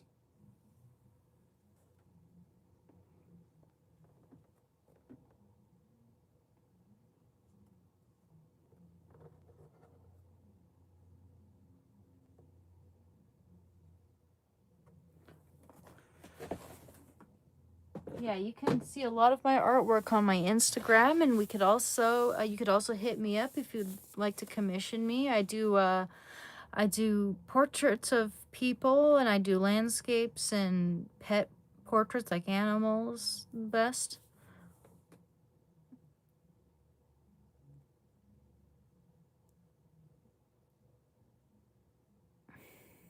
Anyway, let's read from the Bible and ignore the trolls. They're just triggered. They have nothing sensible to offer us. Okay. Ooh. I just opened up a random page and look what I found. Matthew chapter 5 verse 11 to 12. Blessed are you when men revile you and persecute you and utter all kinds of evil against you falsely on my account. Rejoice and be glad, for your reward is great in heaven. For so men persecuted the prophets who were before you. I can't find my glasses anywhere, guys. That's the thing. It's kind of a pain. Yeah, where'd I put those glasses? Huh. Maybe I put them over here. Are they in here? Oh, man. Okay, well, I'm gonna have to look for those at some point. Well.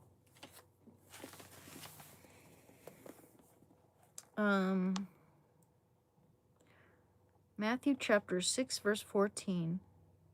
For if you forgive men their trespasses, your heavenly Father also will forgive you. But if you do not forgive men their trespasses, neither will your Father forgive your trespasses. Neither will your Father forgive your trespasses.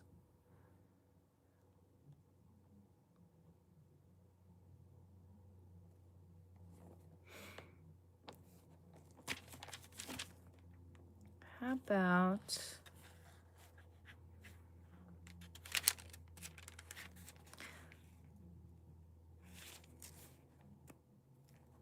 John, this is a good one. John chapter 16, verse 22. So you have sorrow now, but I will see you again, and your hearts will rejoice, and no one will take your joy away from you.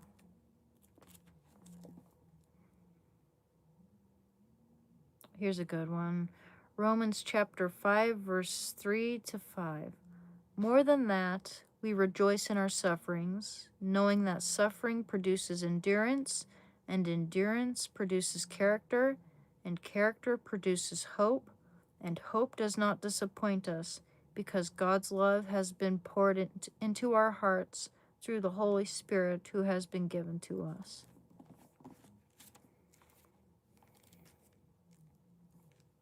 Hebrews chapter 5, verse 14. But solid food is for the mature, for those who have their faculties trained by practice to distinguish good from evil. And chapter 6.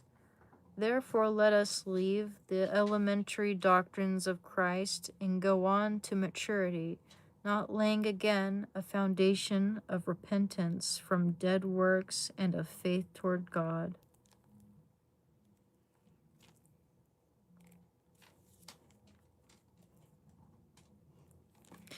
James chapter 4, verse 15 to 17.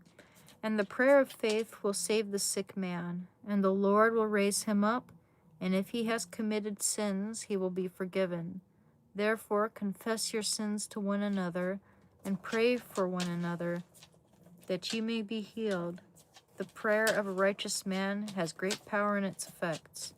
And how about verse 19 to 20? My brethren, if anyone among you wanders from the truth and someone brings him back, let him know that whoever brings back a sinner from the error of his way will save his soul from death and will cover a multitude of sins.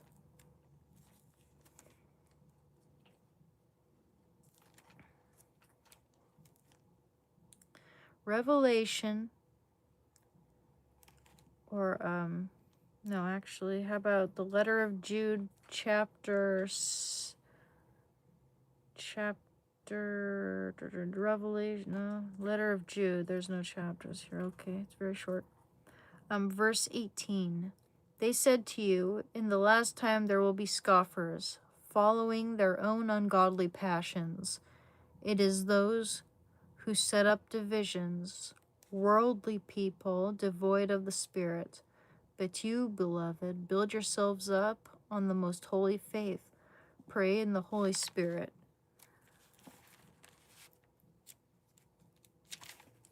Okay, beautiful.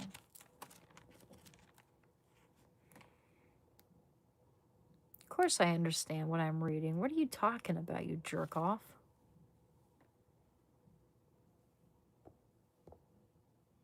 Wow.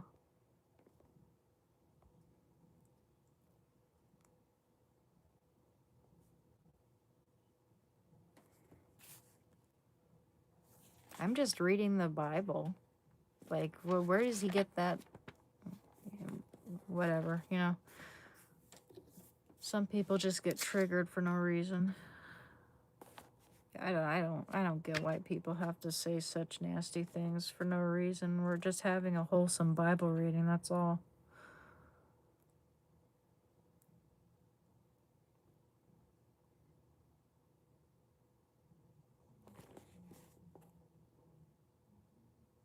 So, I need reading glasses when I read, and I can't find my reading glasses. So I'm doing my best not to stutter or stumble. Just because I stutter or stumble over a sentence does not mean I can't read.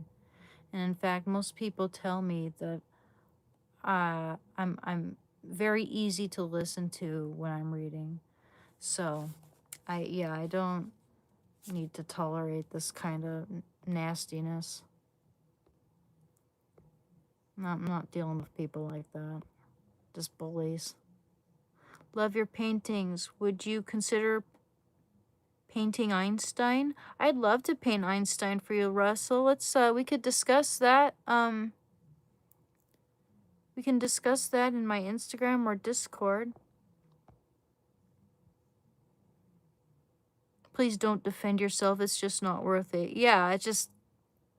that sort of thing kind of takes me by surprise.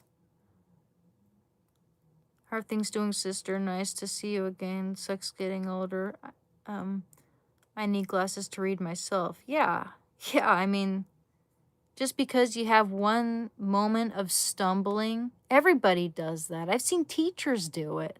So that person's obviously very insecure, probably is illiterate themselves, so they gotta pick on other people. You know, it's ridiculous.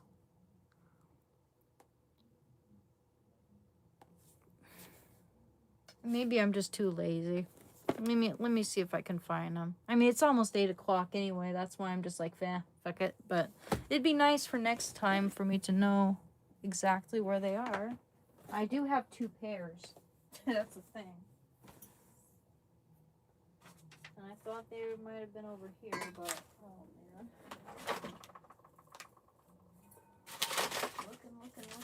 looking. Nah, fuck it. We'll find them. We'll find them. Might not find them right this moment, but I did just clean my room yesterday for what it's worth, because there's literally nowhere for me to put things. But yeah, I'll look for that next time.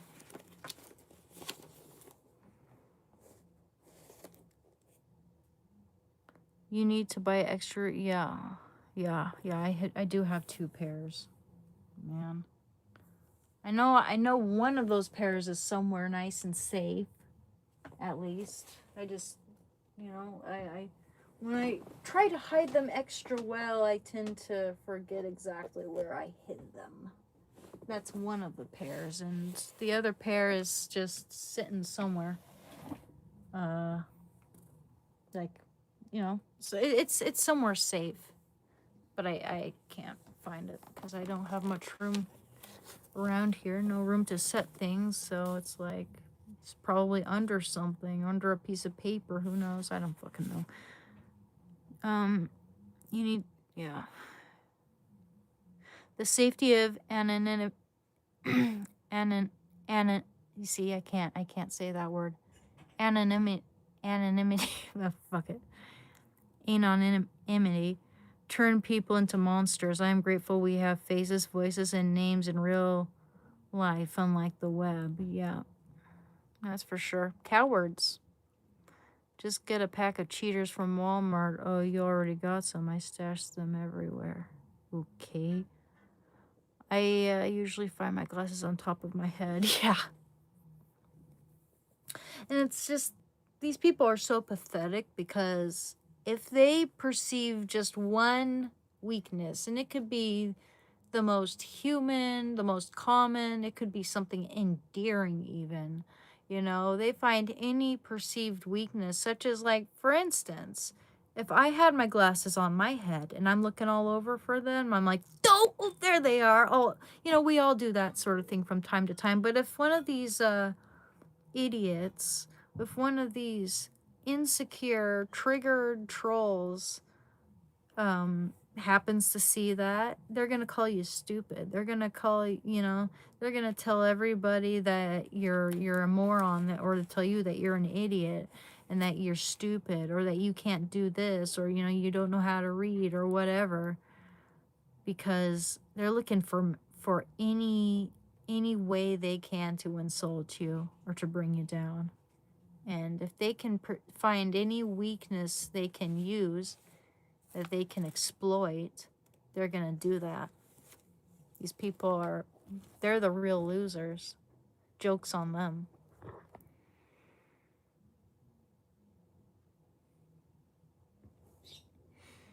They probably got no love or attention when they were developing their character. Yeah, well, absolutely. That's pretty common. But yeah, they're not worth my time. I've had people on here, and I'm not tooting my own horn, and I don't think I'm that good for that matter. I do tend to stutter and stumble sometimes, and there are certain pronunciations I have difficulty with. It also just depends on the time of day and how tired I am, and all these certain other factors involved. But it's like I've had someone on here tell me that I should read audiobooks as a career because they like the sound of my voice and they like the way I read. I don't think I'm that good, but it. You should pay attention to people like that, rather than taking to heart the mean words that people say to us when they simply just want to bring us down. They want to see us with our tails between our legs. They want to see us retreat into a corner. They don't, there are some people who, just because they see you smiling, they'll do everything they can to turn that smile upside down. And don't fucking let them do that, because you're letting them win, and then that's on you. Fool me once, shame on you. Fool me twice, shame on me. Right? Thank you very much, Joe. You're so calming and reassuring. Well, thank you. I appreciate it, man. Thank you for all the support, too. I really appreciate that. It's a good way to kick off the new month and to, you know, have have a little hope for a better, more successful month as well. Preach it, girl. Thank you. Who cares what other people say or think? Exactly, especially on the internet. In fact, it only should really matter if it's maybe someone you care about close to, like a family or friend, or, so someone you respect and have known for a long time. If they're saying something like that to you, then it's like, or to, at least in my case, if it's someone close to me who I respect a lot, if they're saying something like that to me, then of course, I'm going to take that to heart and I'm going to try to figure out why they said that, or if there's something about myself I need to fix, or if they're just having a bad day, or, whatever it is. But if it's some troll on the internet who's never met me in my life and doesn't know me, then screw them. I don't care what they say, you know?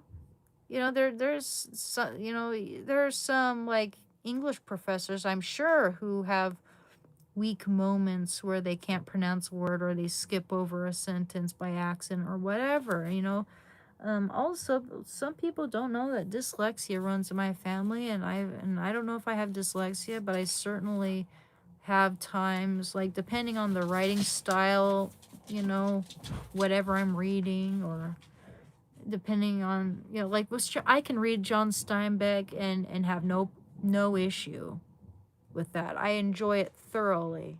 Just the rhythm, how the rhythm of his writing style. But if it's something like Ernest Hemingway, who I enjoy, especially his short stories, but if his writing style isn't something I prefer because it's so terse, it's kind of choppy.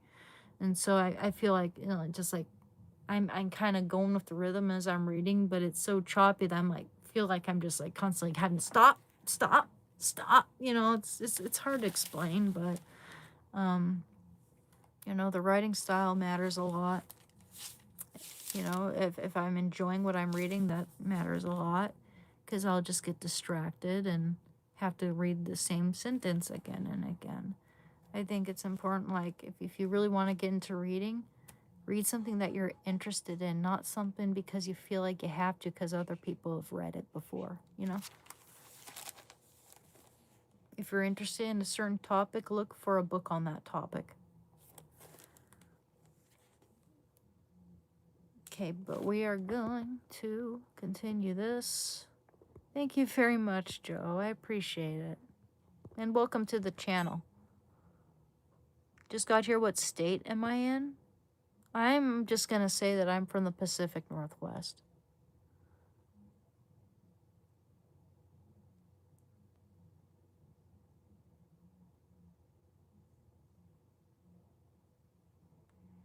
Don't let trolls cast their spells on you. Yes, sir. We shall not let that happen. You're a decent fellow. Gonna subscribe. Well, thank you, Tolu. I appreciate that. Is it cooler here? It is cooler here than it is in Europe right now. I've heard it's really bad in Europe right now. Really bad in Paris. And for some reason, they don't have adequate AC. Like, there's this regulation on AC for whatever stupid ass reason. When it gets that hot, having an AC installed should be mandatory in every home. 96 over there? Sheesh. New Jersey is having a heat wave.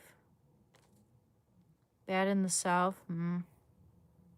Sheesh. Big bugs too. The humidity, ugh. I'm not a big fan of that. It's the liberals banning AC. Well, that wouldn't surprise me one little bit. Yep. No doubt. No doubt.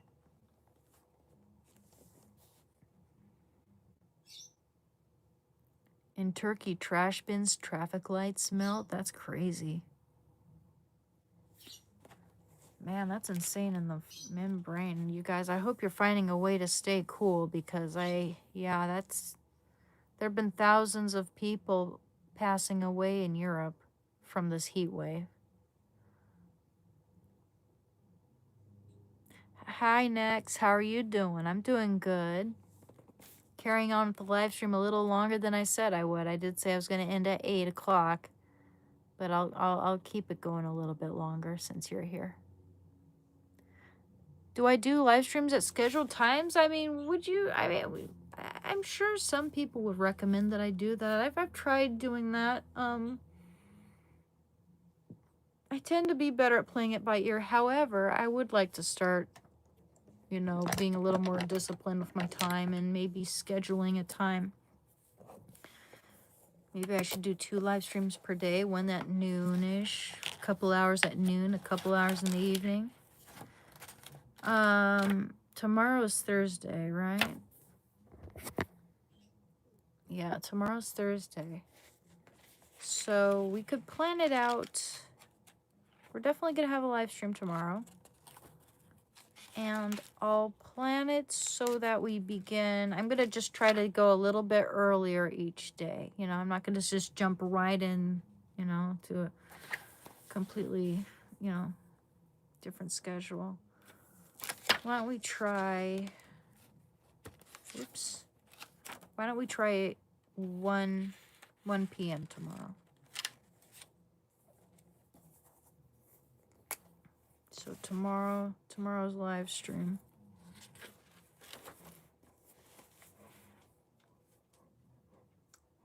Hey, buddy.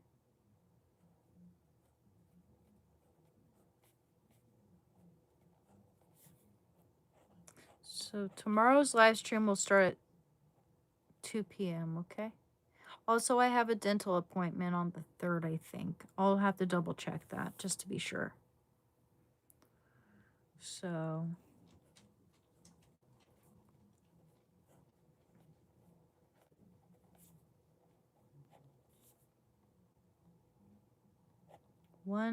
between 1 and 1:30. How about that?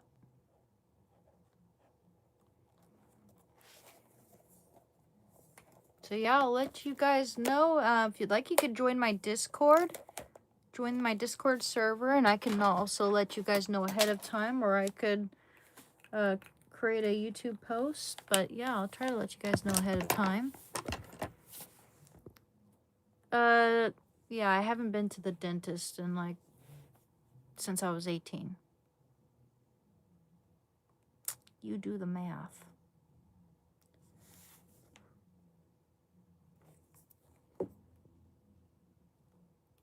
So like 17 years, I think. Okay. One more Bible verse and we'll end it, okay?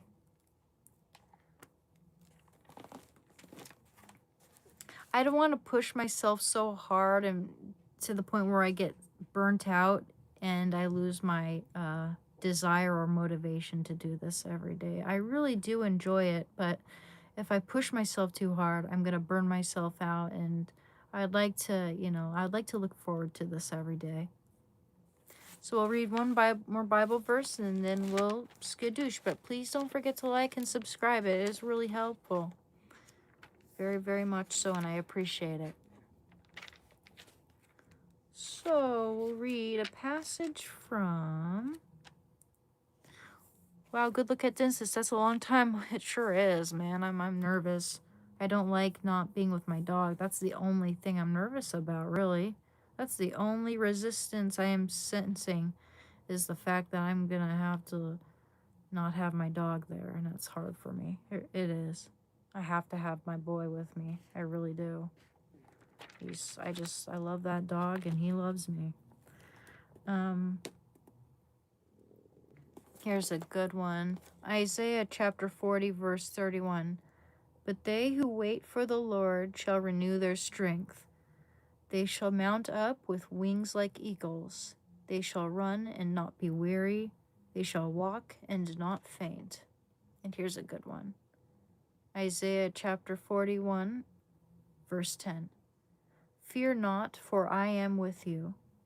Be not dismayed, for I am your God. I will strengthen you. I will help you. I will uphold you with my victorious right hand. Beautiful.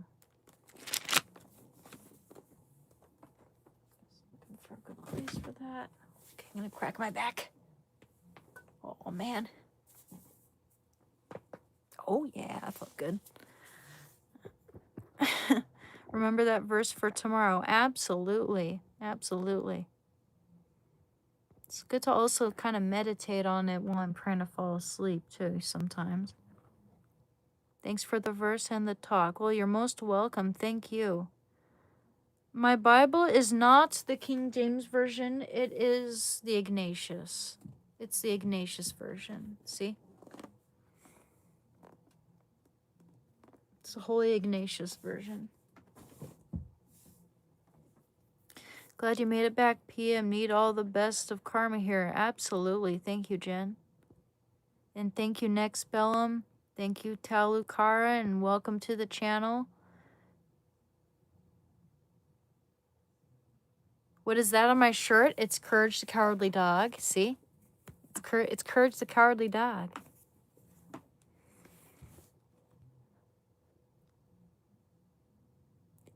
Oh, yeah. What does it look like, Arjunar? Anywho. Thank you, Sergio.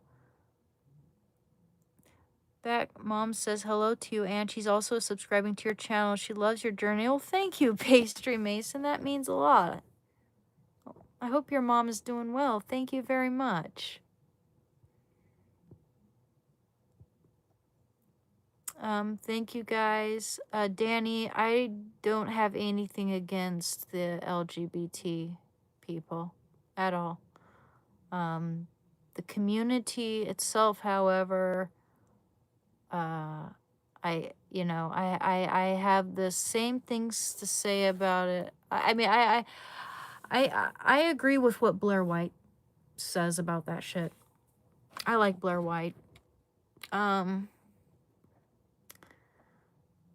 Hey, thank you very much, Naughty Potato. Thank you, Joe S. And thank you very much for all the support for my channel, all the donations. I really appreciate you. Oh, thank you very much, Lewis. Thanks for hanging in. It was nice to relax with you after such a heavy week. I hear ya. Oh, I'll be back tomorrow, okay? I'm going to try to, get on here and slowly get back into my regular schedule that I had in like February and March and all that. We'll get back into it and gain momentum and become I want to be a little more consistent and regular and dependable. I want you guys to be able to depend on me at a certain time to be here to talk about recovery. So I need to fix my sleeping habits and maybe even prep myself a little better. Thank you very much, Jen. Thank you. Thank you, Stella. Thank you. Thank you. It was good to see you, Heather, and it was really good to see you. It's good to see all you guys. Thank you very much, Raid the Fairy. It's good to see you.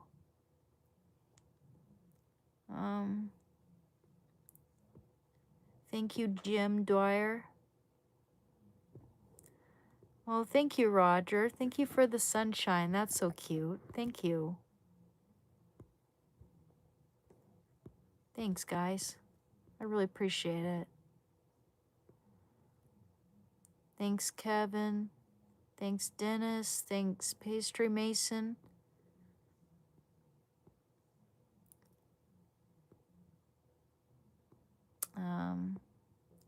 Thank you very much, Joe. If I have, in case I forgot to thank you very much for all the support and donations and all. Thank you very much. Thank you, Emma. Thank you, Lucas. And thank you for the engagement, trolls.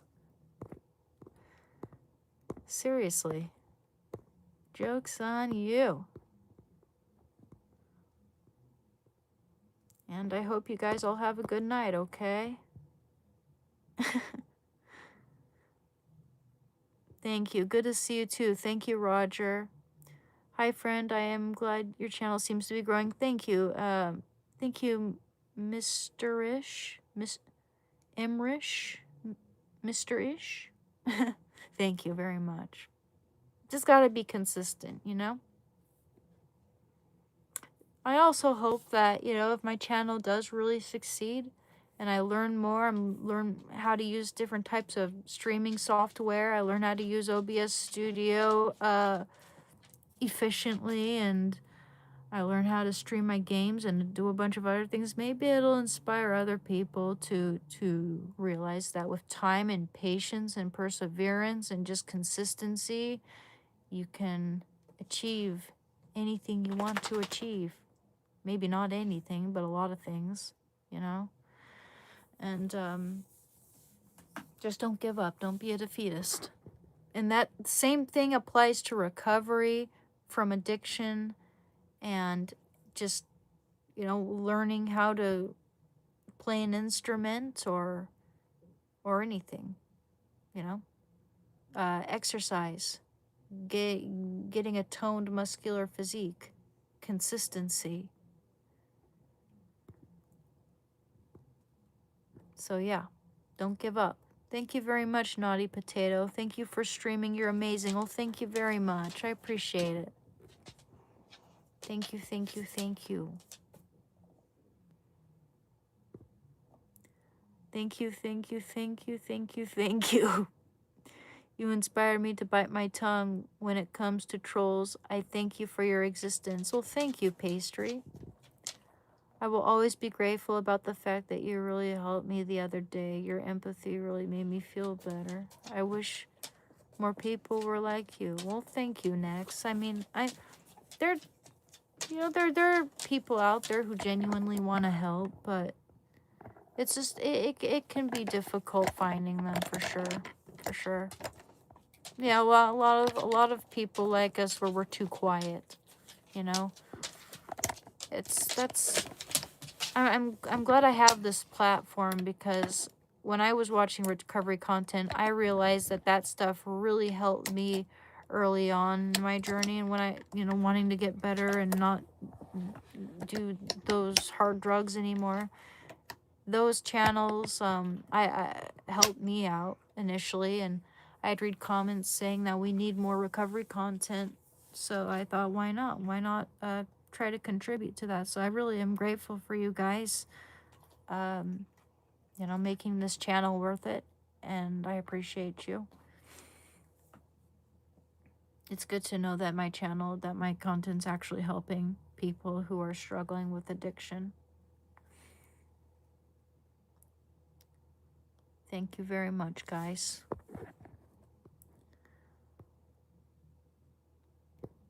All right. I'll see you guys tomorrow, though, okay?